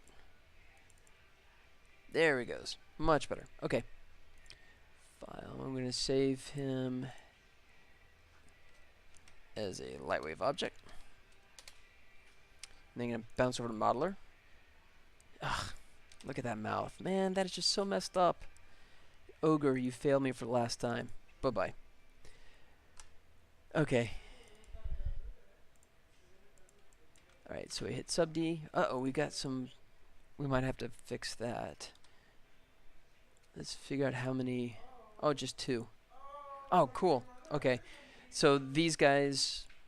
That's fine. We'll just triple them in sub D. They're hidden anyway, so I don't care. Not like the ogre's mouth. That fell apart there a second ago, but that's good. So we go surface. Although that mouth, rim, edge, that's not good. I may have to go back into Maya and adjust that, but fine. Okay, let's crank that up. Turn on the smoothing for both. Like that. Save it.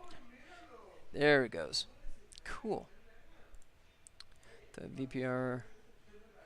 Alright, so let's start playing with the camera position. Let's see what kind of camera lens we got here. Properties. An 18. That's pretty wide angle, but this might be kind of a fun pose, so I'll leave it for the time being. Alright, let me go back over to Maya to see what that general pose was. Like that. Okay. Yeah, I'm pretty close to that.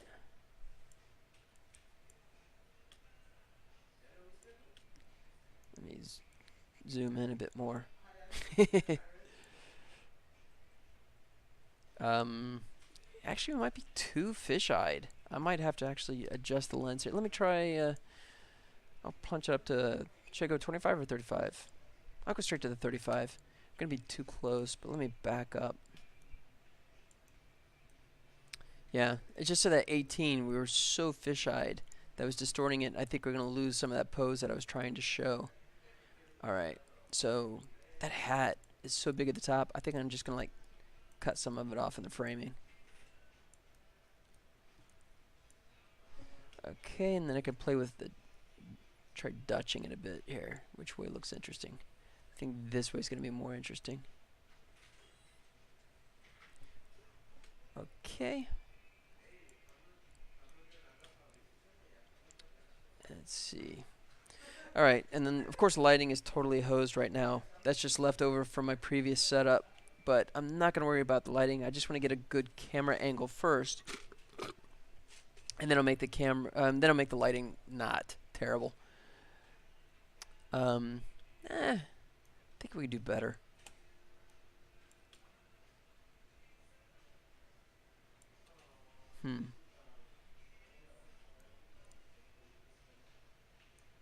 Okay, you know what? Nope, I gotta stay on this side. If I go to the other side, it really makes it worse. You know what? I may have to come back. I may have to go a little more fisheye just to really distort it and give it a little more interesting angle here.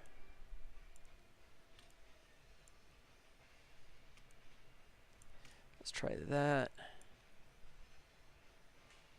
You know what? Let's try this. Let's go underneath. See if we can get something dramatic from... Hey! Something like that might be what we're looking for.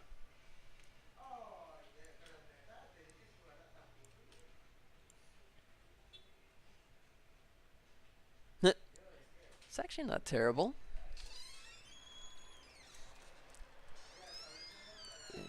Like that. Let's see. Do we push it more?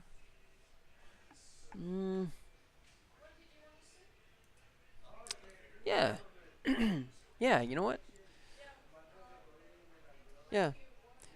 I think when I change the lighting, you can actually see that lip stick out more. So I'm still going to have to go back to Maya, I think, and fix that. But good kind of yell pose, I think.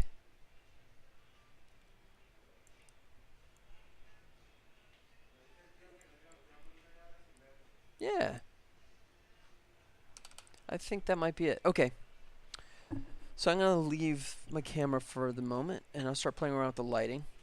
Now, my usual trick is to come in and just kill all the lights. So I'm working off of just the ambient. I was at the mouth. I'm going to leave them. Yeah. I'm going to probably do the mouth first. So.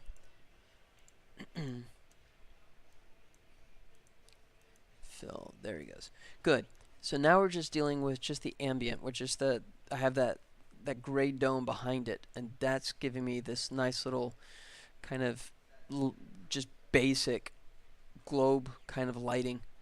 Then what I'll do is, first things first, I'm going to deal with the mouth. You see how dark the mouth is. So I've been doing this little cheat where I just throw a little, actually let me figure out where the light mouth actually is. Yeah, it's in the wrong place. Let me adjust him.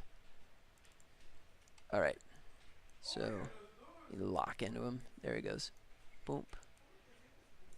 Something like that.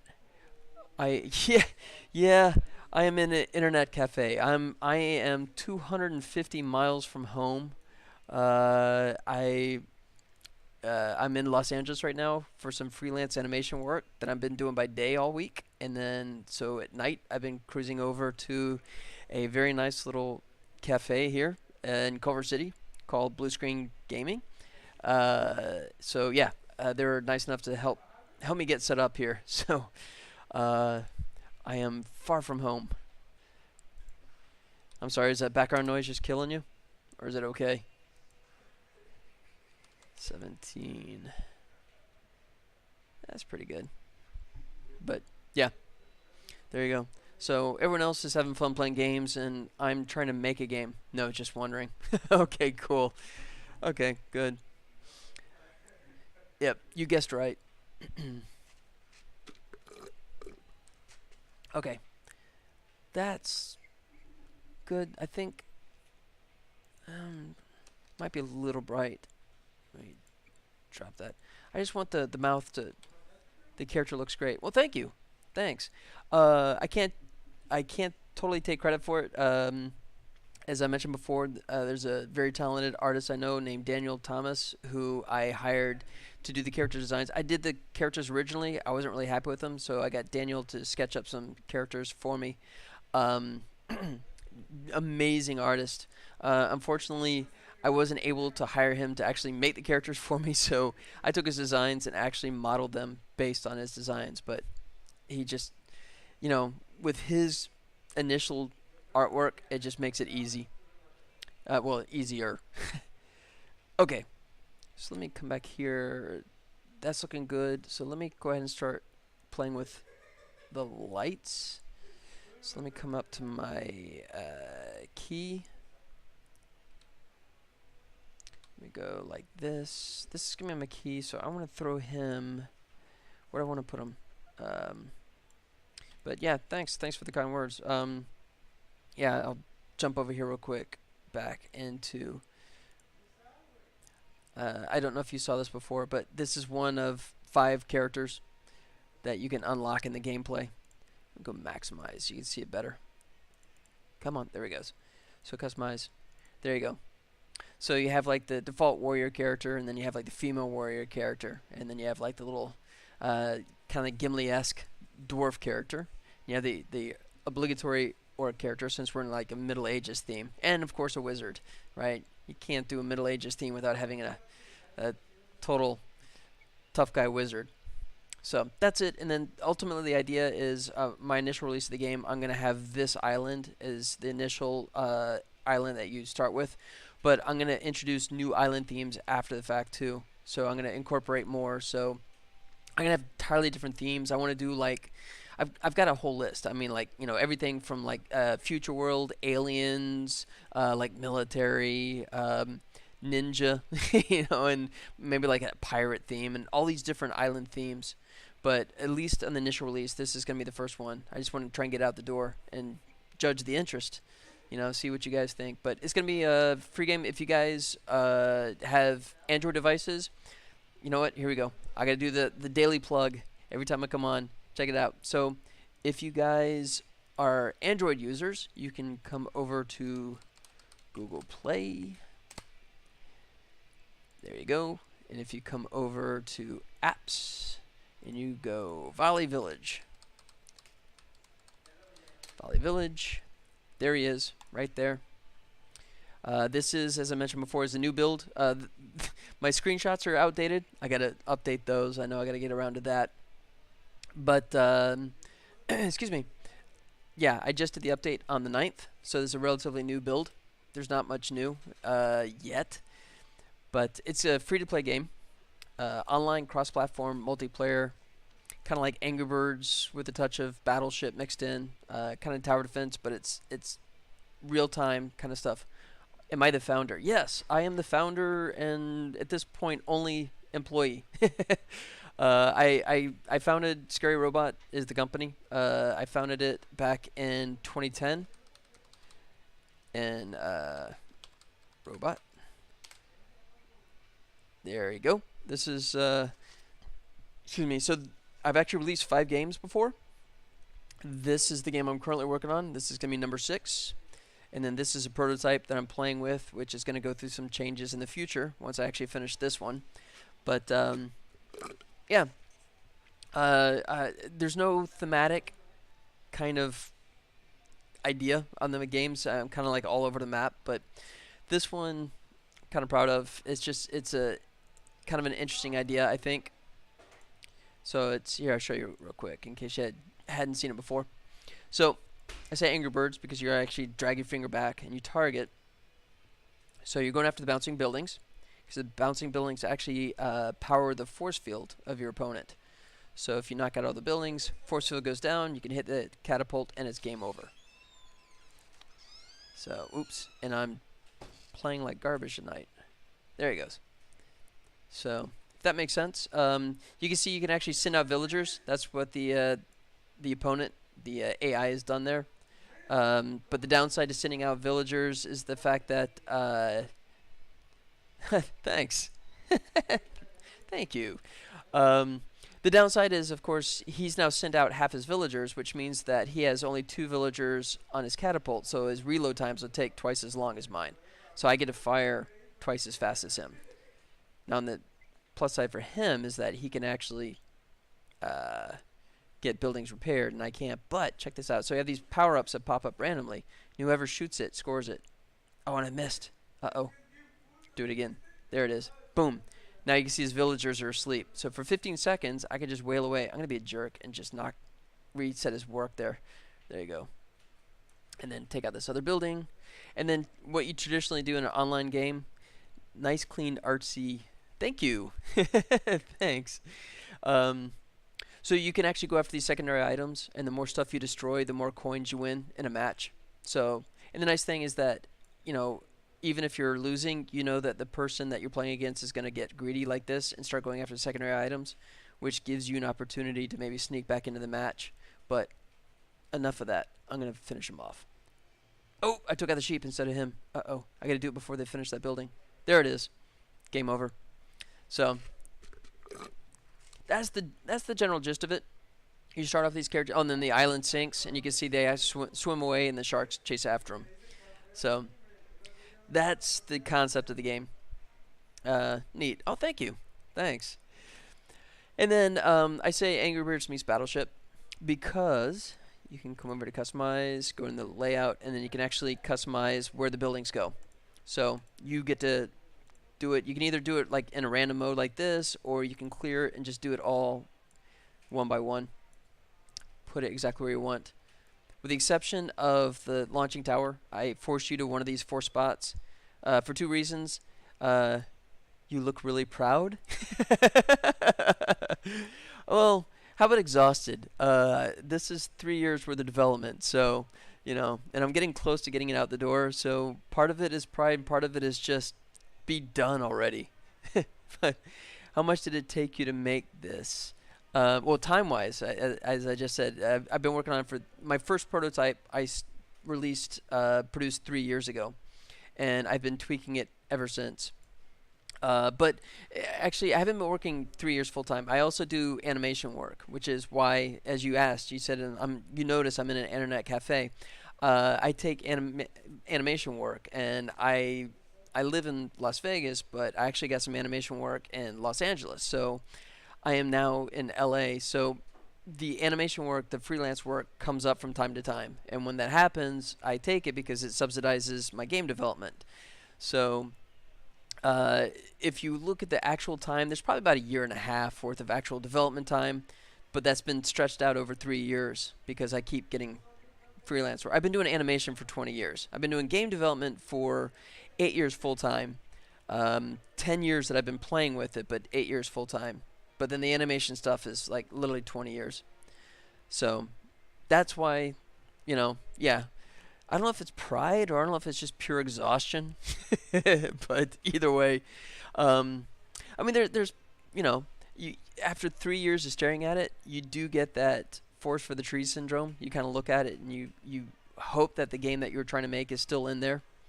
Do the other games get in revenue? Yes and no.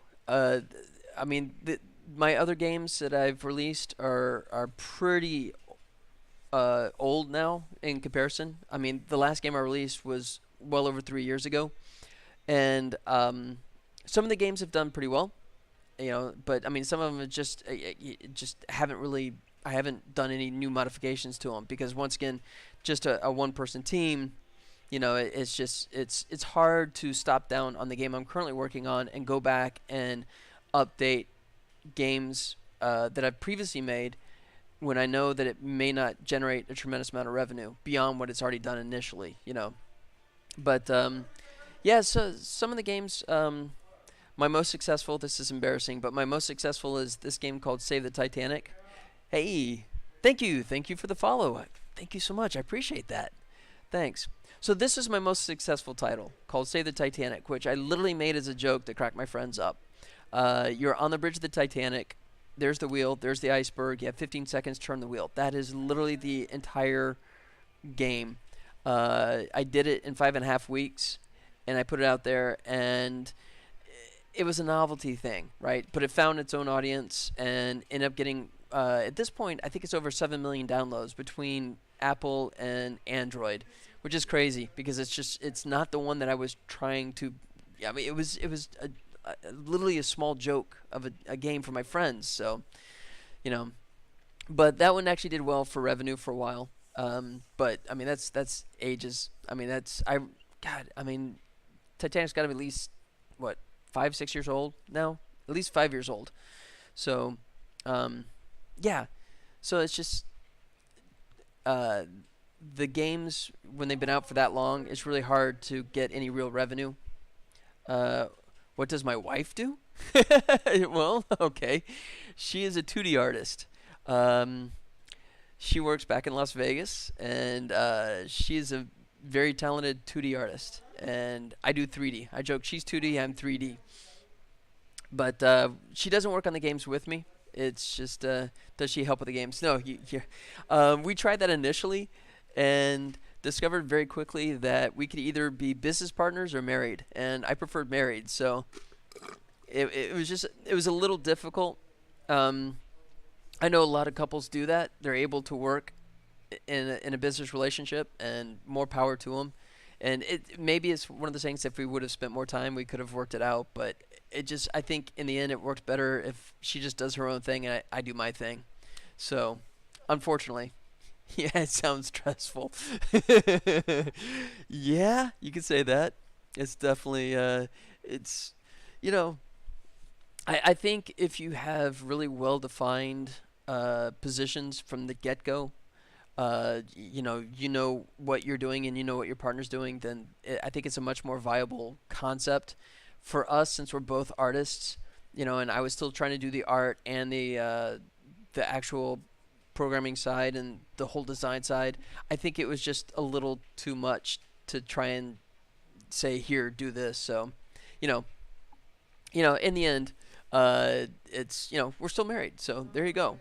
So I don't have a fellow married game designer with me, but I do have a wife. So there's the trade-off.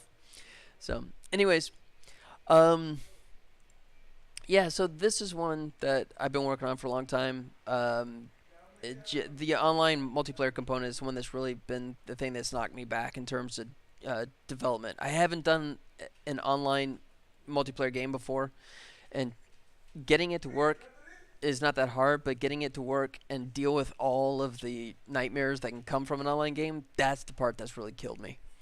So, but I'm pretty close now. I mean, the things seem to be behaving nicely. But as I mentioned, if you want to give it a try, let me come back over here.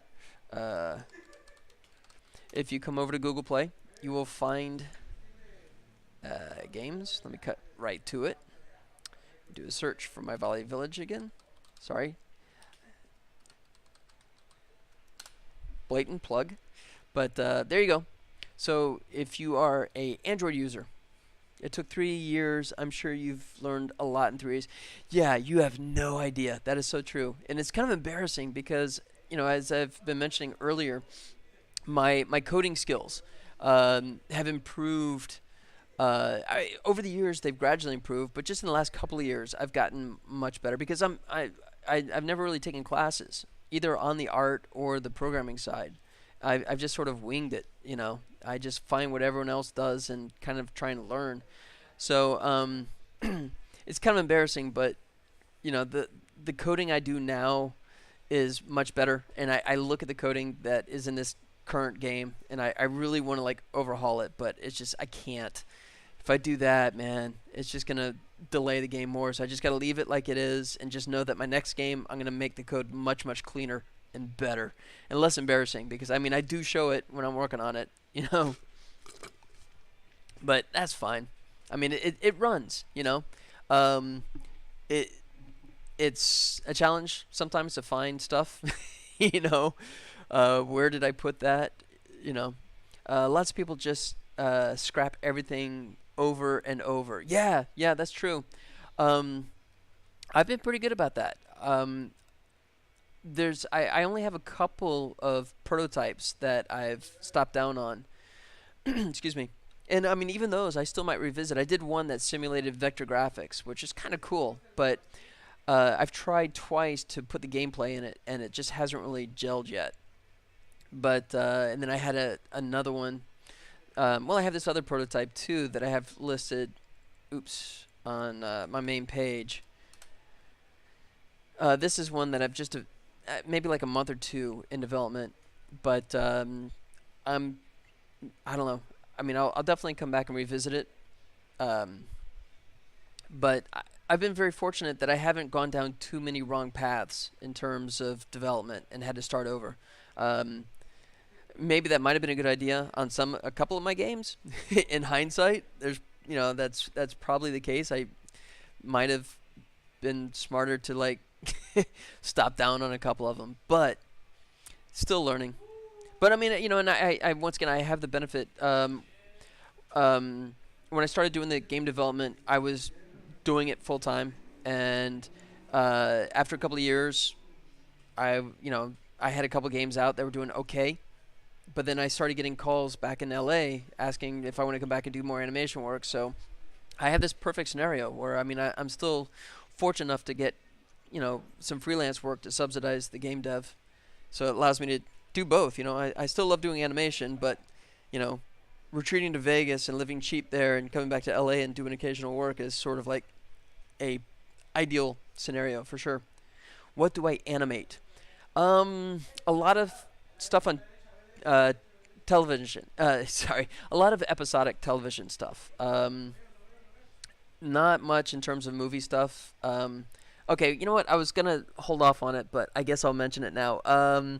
So Aquaman comes out in what, next week? I guess. See if I can find it here. But uh, let's see, videos. Here we go. Yeah. So if you, I don't know if you guys have any interest in going to see Aquaman in a couple of weeks when it comes out, but if you do, the movie was directed by James Wan, and if you look at his movies and his company logo, you will actually see my work. Here's one thing I did. This was actually a couple years ago I did this, but so here you go. So I actually animated. There you go. His company logo. Boom. So if you go see Aquaman, you'll actually see just a little bit of something I did there. Um, let's see. Right now I'm working. I can't really talk about what I'm working on right now, but I am working on a couple of TV shows by day. That's what I've been doing back in LA this week. Um, let's see. Sorry if this is redundant for anyone else that was listening that heard this before, but a year and a half, or what, last season, year and a half ago, I spent 6 months working at a company up in Burbank called Encore, where I worked on the TV series The Flash, Supergirl, and Legends of Tomorrow. So that would have been the second half of season 3. So if you watched any of the Flash stuff, then you may have seen some stuff I worked on. Um, oh, geez. Going back beyond that, I spent 8 months working on a video game that was being created by Jon Favreau. And then before that, oh man, a lot of commercials, different things. I mean, well, like I said, I started 20 years ago, but I mean, in LA, one of my first things I worked on, and this is 14 years ago now, like Battlestar Galactica. I animated the Cylons for the first couple seasons, and then Transformers, The War for Cybertron, the video game, Halo 3, I worked on that. Uh, let's see, Fringe, CSI, Falling Skies, Sarah Connor Chronicles, animated Terminators. So, like I said, mostly a lot of TV shows and commercials and stuff like that, and a couple of video games. Impressive. Thanks.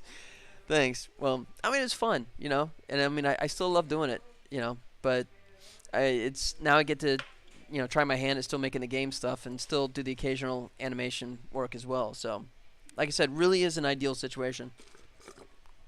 No complaints. I mean, it's you know, as my friend was saying the other day, living the dream. So, yeah, kind of a nice little setup that I got, and I hope it keeps going. But at the same time, if I make a video game and it blows up, and LA calls, I may say, sorry, busy. But so far I have not made the world's next Angry Birds yet. So until that happens, I will keep plugging away with my little dual life. So that's it. I hope that makes sense. Where did I leave off here? I was playing with the lighting on this guy. So yeah, I'm making these little icon renders. So in the game, let me come back real quick. I don't know which point you came in, you may have missed it, but so you can actually unlock these little icons that you can use as your sort of like player personality. And it's this section right here. These are like placeholders. These are actually not the true icons, but so you can unlock these icons, and you can choose between the 5 different poses for each of the 5 different characters. And that's what I've been trying to get done. And right now I was working on the wizard. So I'm going to do like 5 different poses. Some where he's like, happy, some mad, that kind of stuff. So that's what I was trying to work on this evening. And wow, it's already after 10. Man, okay. Well, I was going to go to 10, but I'll go a little bit longer. If you got any other questions about the video games or the animation stuff or whatever, shout it out. I'm happy to open book, man. I'm happy to talk about whatever you help me up. No. I appreciate you. I definitely appreciate the follow, and I definitely appreciate the conversation. I mean, if I have no one talking to me, I'm just talking to myself, and kind of feel like I'm getting a little crazy after a while. So, no, please do not apologize. I appreciate the conversation, and I'm totally fine with the questions. But yeah, and I mean, I'm happy to share, all the animation stuff I worked on. I'm happy with it. Yeah. It's been a fun thing to work on, and I still enjoy doing it. But yeah, it's been a great little setup that I got going. Okay, so actually, what was I doing? I was over here. Let me turn off the real-time rendering so I can see. So tweaking the lighting. Actually, I take it back. Let me go ahead and turn this back on because I'm going to play with this is my key. So I'm going to bring this up to about 30, see if that gives me something good. I may actually put a little point light in here to fill in the darkness. But actually it looks okay. I'm going to crank this up a bit more. That's a bit hot. I'm going to bring that back down. About like so. Yeah, that's pretty good. Alright, and then let me bounce over. I remind you of Michael J. Fox a bit. Really? Okay. Well, part of it is because I've been working all week and I've been talking too much. But, okay, see if I can do this. Doc, are you trying to tell me that you built a time machine out of a DeLorean? There you go. How's that work? Okay. Yeah, you like that? Oh, you gotta give me a minute here. Oh, jeez. Oh, this is heavy. Okay, you know what? Okay, fine. Since you mentioned Michael J. Fox, I gotta tell you my Michael J. Fox story. So, as luck would have it, I was actually in Los Angeles in 1985 when Back to the Future was released. Okay, so I went to the theaters and I saw the movie, and of course I was blown away. I mean, come on, seeing Back to the Future in the theater was just insane. It was such a perfect movie. And I had a buddy of mine that got me onto the Paramount lot, and we're walking around, and excuse me, the thing about the that was spot on. Thanks. Yeah, it's about the only impression I do. I don't do much. I do that, maybe like Rod Serling impressions. But so I'm on the Paramount lot. I wasn't born yet, But Back to the Future was my life as a kid, though. Okay, well, I'm dating myself, I know. So, so there I am, right? My buddy gets me onto the Paramount lot. We're walking around, and this is 1985. So, and there's summertime. And the summertime, at least back in this time frame, shows would all go on hiatus. They would have summer break. And so that meant that there's basically no TV shows that were even being shot at the time. But as luck would have it, they just did the Family Ties European Vacation. It was like a special episode that they went over to Europe and shot, and they came back and they decided to actually get ahead and start doing some shooting. So even though while most shows are on hiatus, they were actually there. Excuse me, back on the Paramount lot doing some new episodes. So we go to the cafeteria, we're eating lunch, right? And there, at the table beside us, right, we're sitting there watching, and then you can see the people walking in to get in line, right?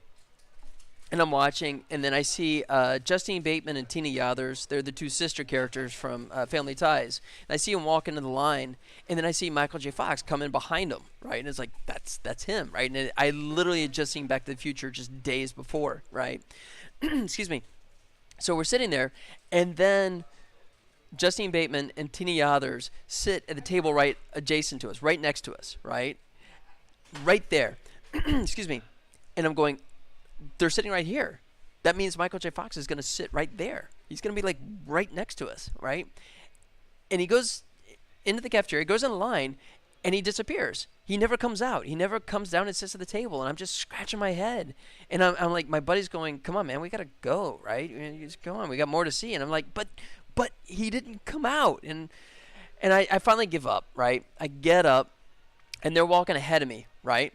So I'm like backpedaling, walking backwards, excuse me, scanning all the tables in the cafeteria, and I can't see him. And I'm falling behind, right? So he's walking out the back door, and there's like a patio area in the back, right? Excuse me. And I finally give up. Okay, I don't see him. And I turn around, and I'm looking out of the patio area, and there, in the corner, sitting by himself in the patio area, is Michael J. Fox, sitting at the table by himself, right? And he's got his food, right?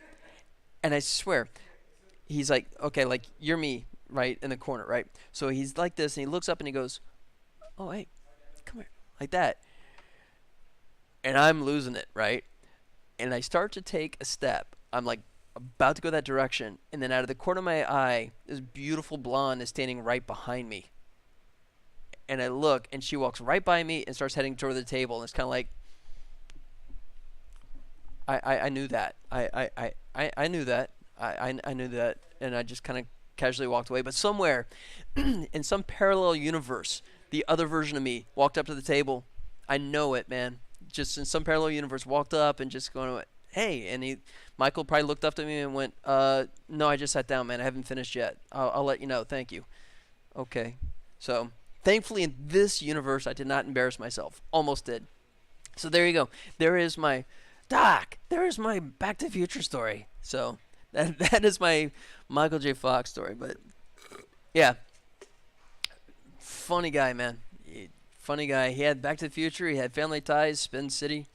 Yeah, great story. Thank you. Totally true too. Okay, and actually in the same vein, this is funny because in the same situation, so we're walking around more, right? And we walk into the gift shop, excuse me, and once again, small place, right? We're there, and Tina Yothers is there, right? And at this point, Tina Yothers was still pretty young, so she was there with her mom, right? And my buddy, who's trying to impress, I guess, right? So he walks over, and he says something to Tina Yothers. I don't remember what he said. Something trying to be like all inside Hollywood, right? Like, I know what I'm doing, right? And he's trying to be cool, right? Tina Yothers' mom turns to him, and without missing a beat, she looks at him. She goes, "Are you part of a tour?" In other words, go away. So, not like I relished his embarrassment, but better him than me, right? So, so there you go. There is my official Michael J. Fox 1985 Back to the Future story right there. So there you go. So yeah, I even it's funny. So I go to Comic Con and I actually have a full Marty outfit. I mean, I even have like I found it on Etsy. I found a the orange vest that is not like some remake. It's the honest to god like true came from the '80s vest. So I have that. I got the jean jacket. I got the earphones. You know, I even got the glasses, and I even have the little Casio watch. Which, by the way, I've said this before, but it drives me nuts. If you're a Back to the Future watcher, this still bugs me. So in the scene where he's with Doc, right? He's got the camera, and Doc's telling Marty to roll it, right? And he tells him we're in Twin Pines Mall, and he says the time is I think it's what 12:15, and Marty looks at his watch, right? He looks at it, and of course, I mean, he looks at it, and I guess the time is wrong or something. But what does he do? He goes like this. He goes like this, shakes it. It's a digital watch. It's not like an analog watch where you wind or shake. So it's one of those things that I don't know if they ever thought about that, but I always thought that was kind of funny. It's kind of like, dude, Marty, that's not how Casio watches work, you know. So, yeah, but that's my way of saying that I've watched. Think about this now. Yeah, I'm sorry, I did. I kind of ruined that for you, didn't I? So next time you watch that, you're just gonna go, oh, now I totally see it. Now you cannot unsee that. Every time he shakes his wrist, you're gonna go, yeah, there it is, there it is. Yeah, but that's just my way of saying that I've seen that movie way too many times, way too many times. I mean, I love it, man. Robert Zemeckis, and Bob Gale, they just made such a perfect movie. You know, it works out so well. And there's just so many gags. I mean, you do know about the Twin Pine Mall gag. I'm assuming if you've seen Back to the Future that much, but it's what Bob Gale and Bob Zemeckis do the best is they set up gags and they pay them off like an hour and a half later. You probably do, but I mean, if you know it, I'll stop. But I love it because it. Excuse me. In the beginning of the movie, he goes, Marty, Marty, meet me at the Twin Pine Mall at precisely at midnight, right? And then Marty comes up, right, and he rides his skateboard up, and you see the Twin Pine Mall's sign, right, that goes in front of the mall and the little clock, right?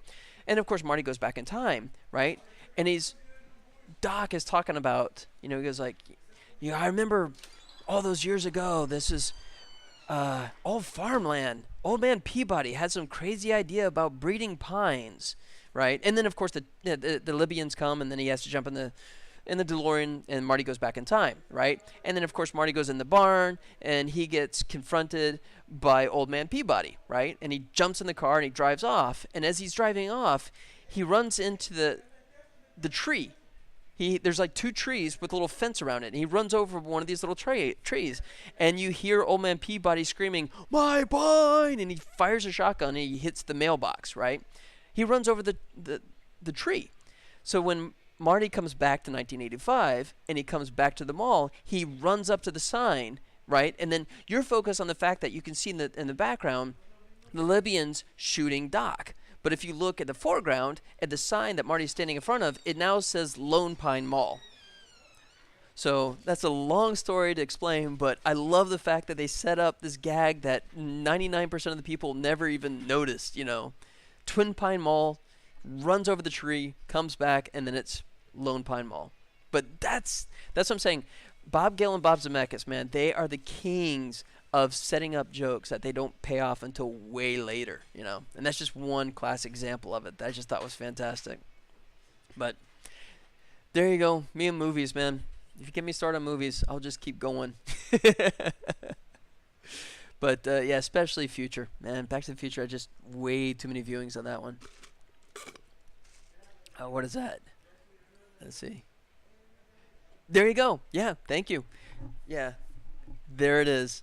And that it's so subtle, right? Because, like I said, because of the fact that you're looking in the distance and you see the Volkswagen van, right? And you see, Doc throwing away the gun, and you're just focused on that, But that's just such a perfect setup. And I mean, a lot of them are more obvious, but and then of course, Back to the Future 2, when he goes in the 80s cafe and he plays the video game, which is foreshadowing of what's to come in Back to the Future 3, but you missed the 90s. I missed the 80s, but I date myself. But if you go back and watch Back to the Future 2, one of the two little kids, when he goes, wait, you have to use your hands? That's like a baby's toy. That's what the kids say. One of the kids is actually Elijah Wood. That's like one of his very first roles. It might have actually been his first role. It was the Red Rider movie. I'm not sure if that was before or after, but might have been one of his very first speaking roles. But yeah, I mean, a cute little Elijah Wood. Actually, I could probably find that. Elijah Wood, Back to the Future. Google makes it way too easy. Let's go images. There you go. So there you go. There is a very... Oops. Where's my... There you go. There you go. There's a very young Elijah Wood in Back to the Future too. Yep. Oh man. Yep. Love that. Love the series. I even like 3. I like the Western one too. So. Oh man. Okay. So I guess at least try and finish this one shot. Sorry. Yeah. I start talking about movies. I'm done. Okay, I got my fill light. Actually, the fill light's in a pretty decent position here. Whoops. I got the fill light. Am I not? Only part I don't like is the future part of Back to the Future 2. Oh, really? I thought that was fun. I thought it was interesting because Back to the Future brought up the point of what happens if you do mess, with the, with the timeline, And I mean, the Biff part. Oh, the fact that he kind of radically changed from the end of 1 to the beginning of 2. A flying DeLorean? Oh, yeah. I mean, it was a strange instant character change. That was a little funky. I guess it was kind of scary as a kid. Yeah. Well, I mean, like when he ends up hooking up with Elaine, and taking out his dad, but that was Crispin Glover's fault. That Crispin Glover, who played Marty's dad. I don't know if you know this, but apparently Crispin Glover went up to Bob Gale and Bob Zemeckis and said that I'm as big of a star as Michael J. Fox is, so I want to get paid the same amount that Michael J. Fox gets paid for the sequel. And they went, no. And he said, then I'm leaving. So he did. So then they had to write the entire story around the fact that they didn't have... yeah. So they didn't have Crispin Glover, Crispin's always kind of a strange character to begin with, I guess. But, and then they shot around it, and they actually found the double, which is funny. Actually, so they had a double actor, right, that they dressed up as the George McFly character, and he was great in the Pirates of Silicon Valley. Yeah, he's a good actor. He's a good actor. He's just kind of out there, I mean, I love him, right? It's kind of like, hey, you, get your damn hands off her, I'm your density, Yeah, I mean, he was perfect in that role. But I think he's a little out there, I mean, I don't know if you ever saw the footage of him on David Letterman show, where it seemed like he was having a total meltdown. But so I was saying that so I was at a convention in Las Vegas, and I was dressed up in my Marty McFly outfit, and I don't have the picture with me. It's back home, unfortunately, but I have a picture with the guy that was the substitute, right, for Crispin Glover. So I'm dressed in the Marty outfit with the fake George McFly stand-in. They had him in old age makeup to try and like hide it, but that's, I mean, what are you gonna do, right? When your actor doesn't want to do it. You gotta work around it. So yeah. All right. I'm still trying to do some work. Yeah, I'm still trying to be somewhat productive. But oops, where's my rotation? Why am I not? Let's see. Did you see the shots from when they had that other actor? That other actor was Mask. The star of Mask. Oh, where's my brain? Bodies Rest in Motion. I'm going through his. He played Mask, Bodies Rest in Motion, and I am blanking on his name, but it'll come back to me in a second. Uh, Eric Stoltz. Eric Stoltz. Yeah, Eric Stoltz. Yeah. So that's kind of a strange thing, wasn't it? They shot like several weeks worth. So once again, I'm totally showing my total geekdom on Back to the Future. They actually wanted Michael J. Fox to be in the movie, but the problem was is he was still making Family Ties, and the way the scheduling worked, it would not work for him. So they reluctantly went with Eric Stoltz, and after 3 weeks of filming, Eric Stoltz is a fine actor, but he's not lighthearted comedy. Uh, how it would have been with him instead of Michael J. Fox. It would have been darker. It would have been much darker, I think. Yeah, I mean he's Eric Stoltz is much more of a kind of a morose kind of performer, right? A very internal kind of dark and edgy.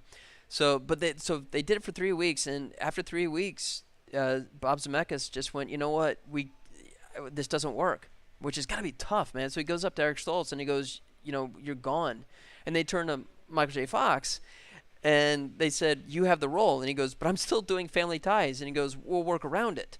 So Michael J. Fox would do Family Ties all day, and they would like jet him to the set, and he would shoot all night. So a lot of the stuff they shot initially was like nighttime footage, and he would just he would try and sleep on the plane for like an hour or two, but he would just talk about how he was so exhausted that he had no like idea what he was doing, and he was like going up to Zemeckis and apologizing, and he goes, I'm sorry, I'm like, I don't even know if this is even acting, and Zemeckis is like, no, it's perfect. So I think it's kind of cool because some of that, I mean that when he's in 1955, he's like all distressed and freaked out, but part of that I think is just because he's physically exhausted. So I think that works well for the character. Crazy Coke 80s. Are you saying like the white powder version, or are you talking about like the flavors of Coke we had back in the 80s?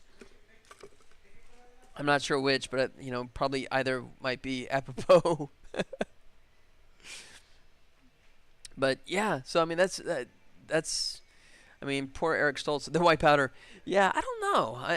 I don't know if Michael J. Fox did that, or I'm not sure. He might have been. He might have been just crazy enough just to do it naturally, but yeah, in the 80s, who knows? I mean, it was definitely all around. But yeah, I mean, that's kind of a tough thing for Eric Stoltz, I think, to the would have been. But I mean, that happens a lot. I mean, there's how many times you have like other people that are supposed to be in a movie, right? And then ends up being someone else. I mean, I think I mentioned it on one of my other streams before, but excuse me. I mean, Beverly Hills Cop made Eddie Murphy, right? I mean, Trading Places introduced him, but Beverly Hills Cop is the thing that put him on the map. But it was actually Sylvester Stallone. They made Beverly Hills Cop for him, right? But then he either didn't want to do it or couldn't do it, and then they just went, okay, let's try Eddie. He's available, and make it a little different. But I mean that stuff does happen. Going to okay. Michael J. Fox. We'll go down that rabbit hole again. What do you say? Michael J. Fox was not originally cast in Family Ties. It was actually supposed to go to Matthew Broderick, but Matthew Broderick was too busy doing Biloxi Blues on Broadway, and he ended up turning it down. But there is footage. I'm sure you can Google it and find it on YouTube of Matthew Broderick actually doing the performance of. Alex B. Keaton's character, right? And it's totally different, right? I mean, it would have been a totally different show. You know, the way Michael J. Fox did it, Alex is the quintessential capitalist of the 80s kind of, you know, greed is good kind of character, but the way Matthew Broderick was doing it was completely like Ferris Bueller, much more laid back, you know. So I mean, you can imagine that would have just been a totally different feel altogether. But you know, I mean, it's fortunate for him. Yeah. But yeah, Family Ties. I mean, it made Michael the superstar for sure. But great shows. Great shows. I haven't watched a episode in years and years, but my guess is it probably still holds up pretty well. All right. So what I was trying to do is actually rotate. Let me go for. Oh, because I wasn't in light mode, was I? Ah, that was it. So this is my fill light.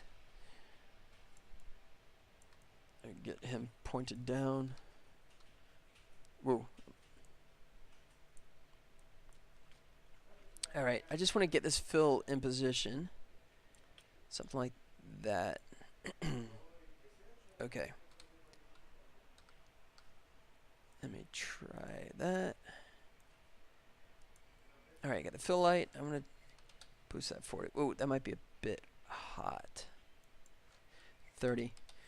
So, a bit of a challenge here. I'm trying to get this darkness filled in, but then still not let the white beard just get totally blown out. So, drop this down to 15. Yeah, and then what I might do is just add a little point light right here just to cheat that and get a little more fill in there. But I still like the pose. I think the pose is kind of fun. All right, so I'm going to come back to here and go to texture solid. What's going on, people? A couple more people dropped in. How's it going? So, trying to make poses for some icons that are going to go in my video game. Just doing some 3D character poses. Sorry. Oh, you know what? I need to add file. Let's see. Go create. Ooh, items. There we go. Lights. Do a point light for this. Say hat fill.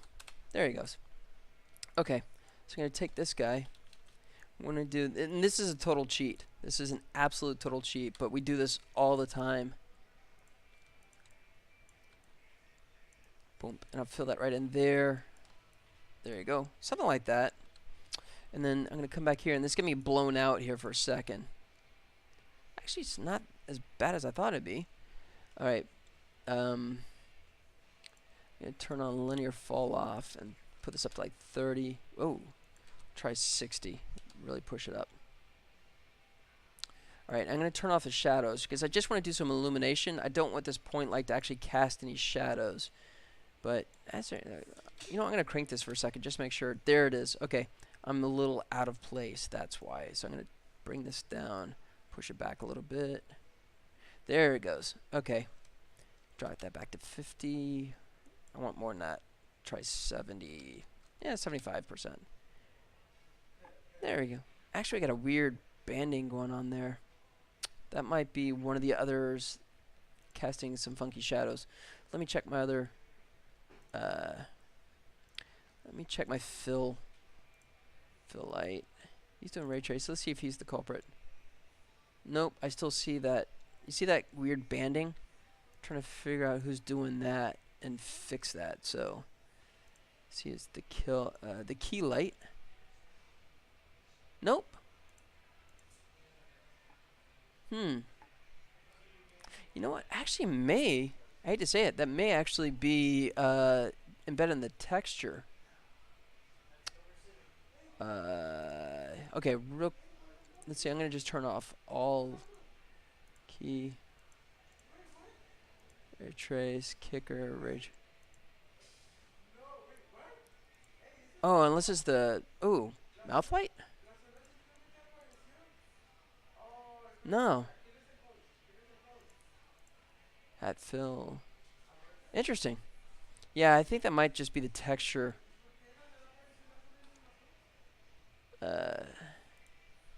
Yeah, that is completely. I'm trying to fix something I cannot fix. That's embedded in the texture, so I would have to just fix that in Photoshop. That's fine. There's no way I can fix that just from the lighting, so let me turn on the shadows for these guys again. Ray trace. Whoa, what happened there?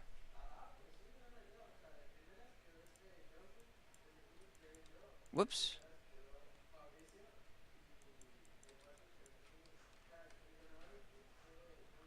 I moved the camera somehow. How did I do that? Huh. That was interesting. You see it, you saw that, right? I'm not going crazy. I know I'm tired, but I swear he disappeared there for a second, but he's back again. Okay. So let me just, that's not what I want. I want my light settings here. Yeah. Yeah, okay, good. Good. I have witnesses, so I'm not going nutty. Key. I'm going to turn on the ray trace for the key light and the fill light. And then kicker. So the kicker light I use just to throw on a little accent, you know, that like shading on the back end. So I want like on the shoulder would be nice. So before I crank it up, I'll actually try and pose this kicker light a bit. So let me come back over here. 5. The kicker light.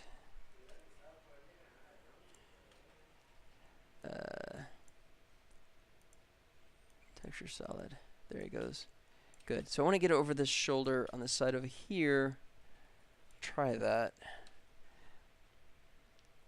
Kicker light. Boom, boom. Light intensity. And this one I'm going to crank up like crazy. There we go. See that? Those nice little edges? That's what I was trying to create there. Yeah. Ooh, that hand's awfully glowy. Let me go ray trace. No, it's actually hitting that light. It's the hat is blocking it, so I'm gonna let that go. First, I'll try and dial it down, see if that makes it better. If not, I may just do a range adjustment to try and make it so it doesn't reach the hand. Yeah, that's gonna. I'm gonna bring it back up because I like the highlights here. That's kind of cool. But then what I need to do is basic. Oops. Oh, because he's a distant light, I can't actually limit his distance. Okay. Let me just see if I could tweak it this way. Nope, that's not helping it. Like that. Nah, that hand is just absolutely glowing. Okay. I'll turn on. Yeah. So this is my kicker light.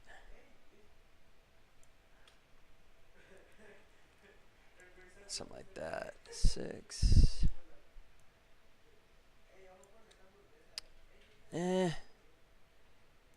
Alright. I'll go back to that and I will just reduce the. Just get a little bit. I mean, if I wanted to, I could just do a separate render like this and just put the hand in there, but I'm trying to go simple, so I'll just leave this like it is.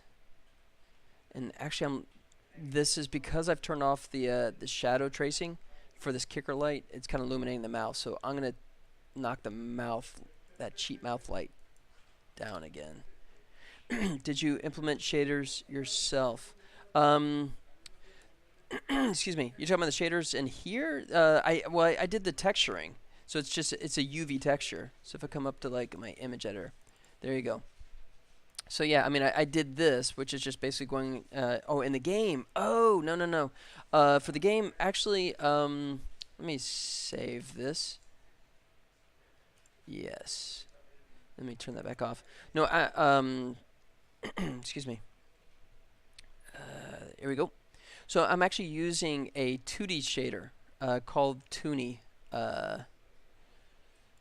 Toonie Pro, I think it's called. So let me bring in a character here. Bring in that mascot here. There he goes. So I'm using this thing that's great for doing these little toon shadings. Let me come down a bit. There he is. This guy. It's Toonie Colors Pro. It's my favorite thing. I've used it on like my last 3 or 4 games that I've done. I always use this thing. It is so slick. This incredible amount of range, and I'm not even using much of it, right? Because once again, I'm aiming for mobile devices and like maybe some older mobile devices, so I'm not putting all the bells and whistles on. But yeah, it's cool. I agree. I think it's really cool. It's here, and it's I think it's relatively cheap too. I like low poly toon shading. I do too. Toonie Pro. There we go. Was it $35? I think he sells it for. Let's see. Oops. Stop. $40. Okay, he's $40 now. But and then the water too. Actually, the water that I'm using in my game came from this little plugin as well.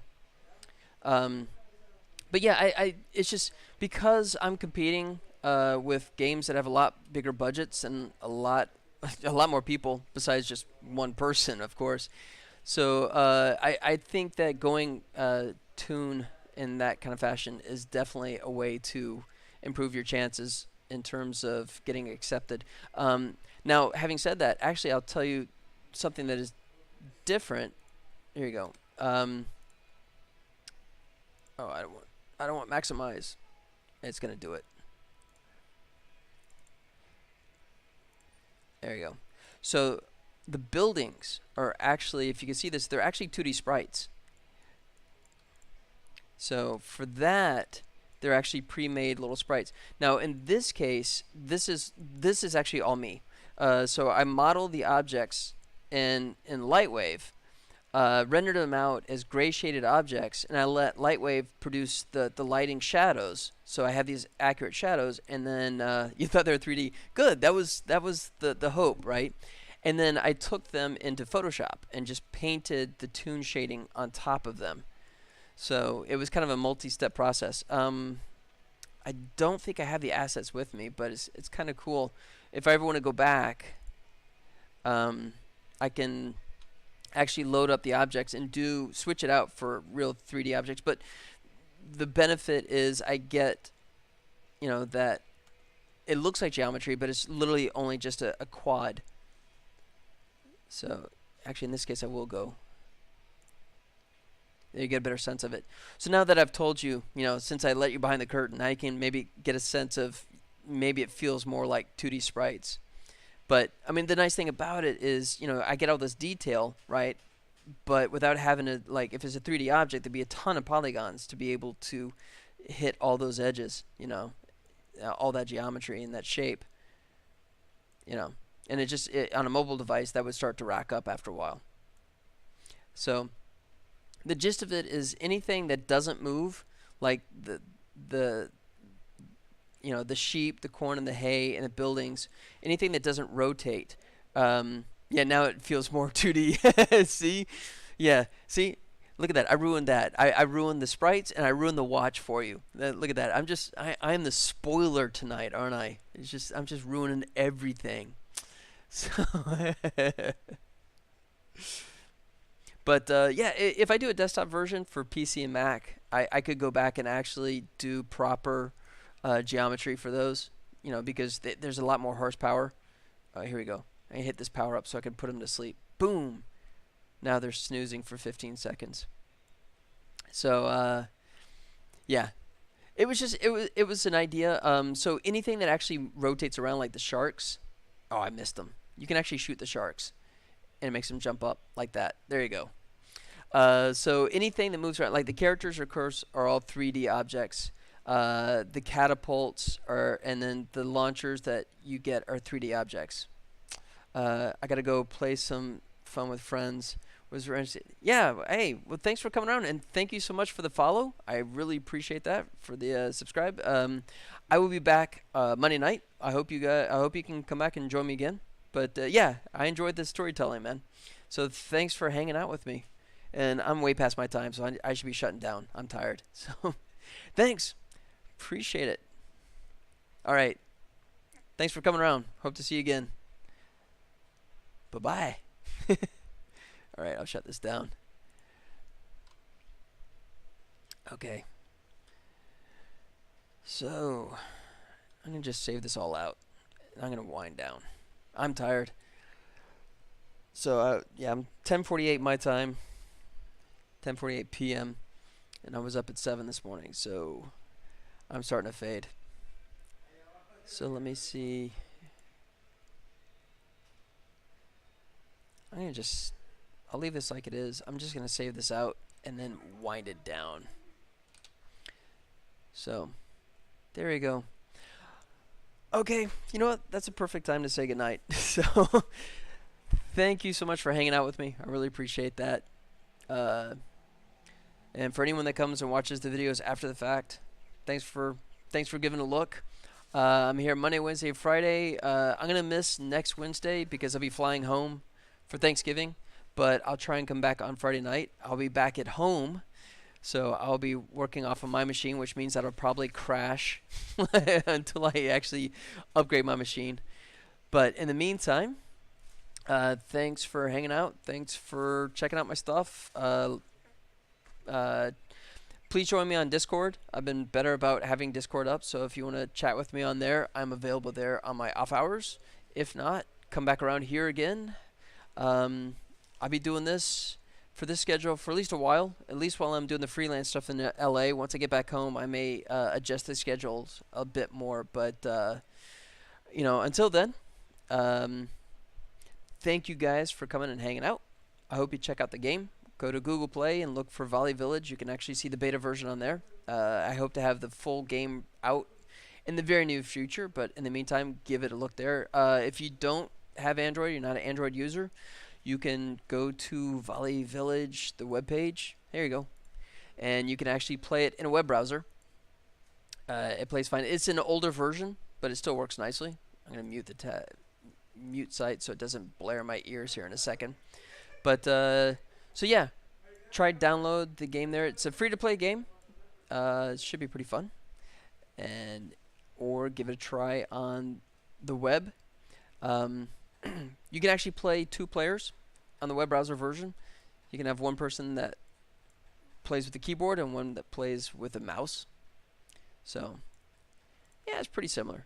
This is the old control technique, which I had where you drag towards the center. I've switched that back to like pulling back like Angry Birds. But, yeah, and the firing is like super slow. I sped that up a lot faster. But so give it a try. Thank you guys for coming and hanging out. For the other people that just jumped in, sorry about that. I'm fading. It's 10 to 11 here, and I've been up since way early, so I'm just gonna start talking stupid. But thank you guys, and hope to see you on Monday. Until then, you guys take care, and I hope to see you soon. Adios.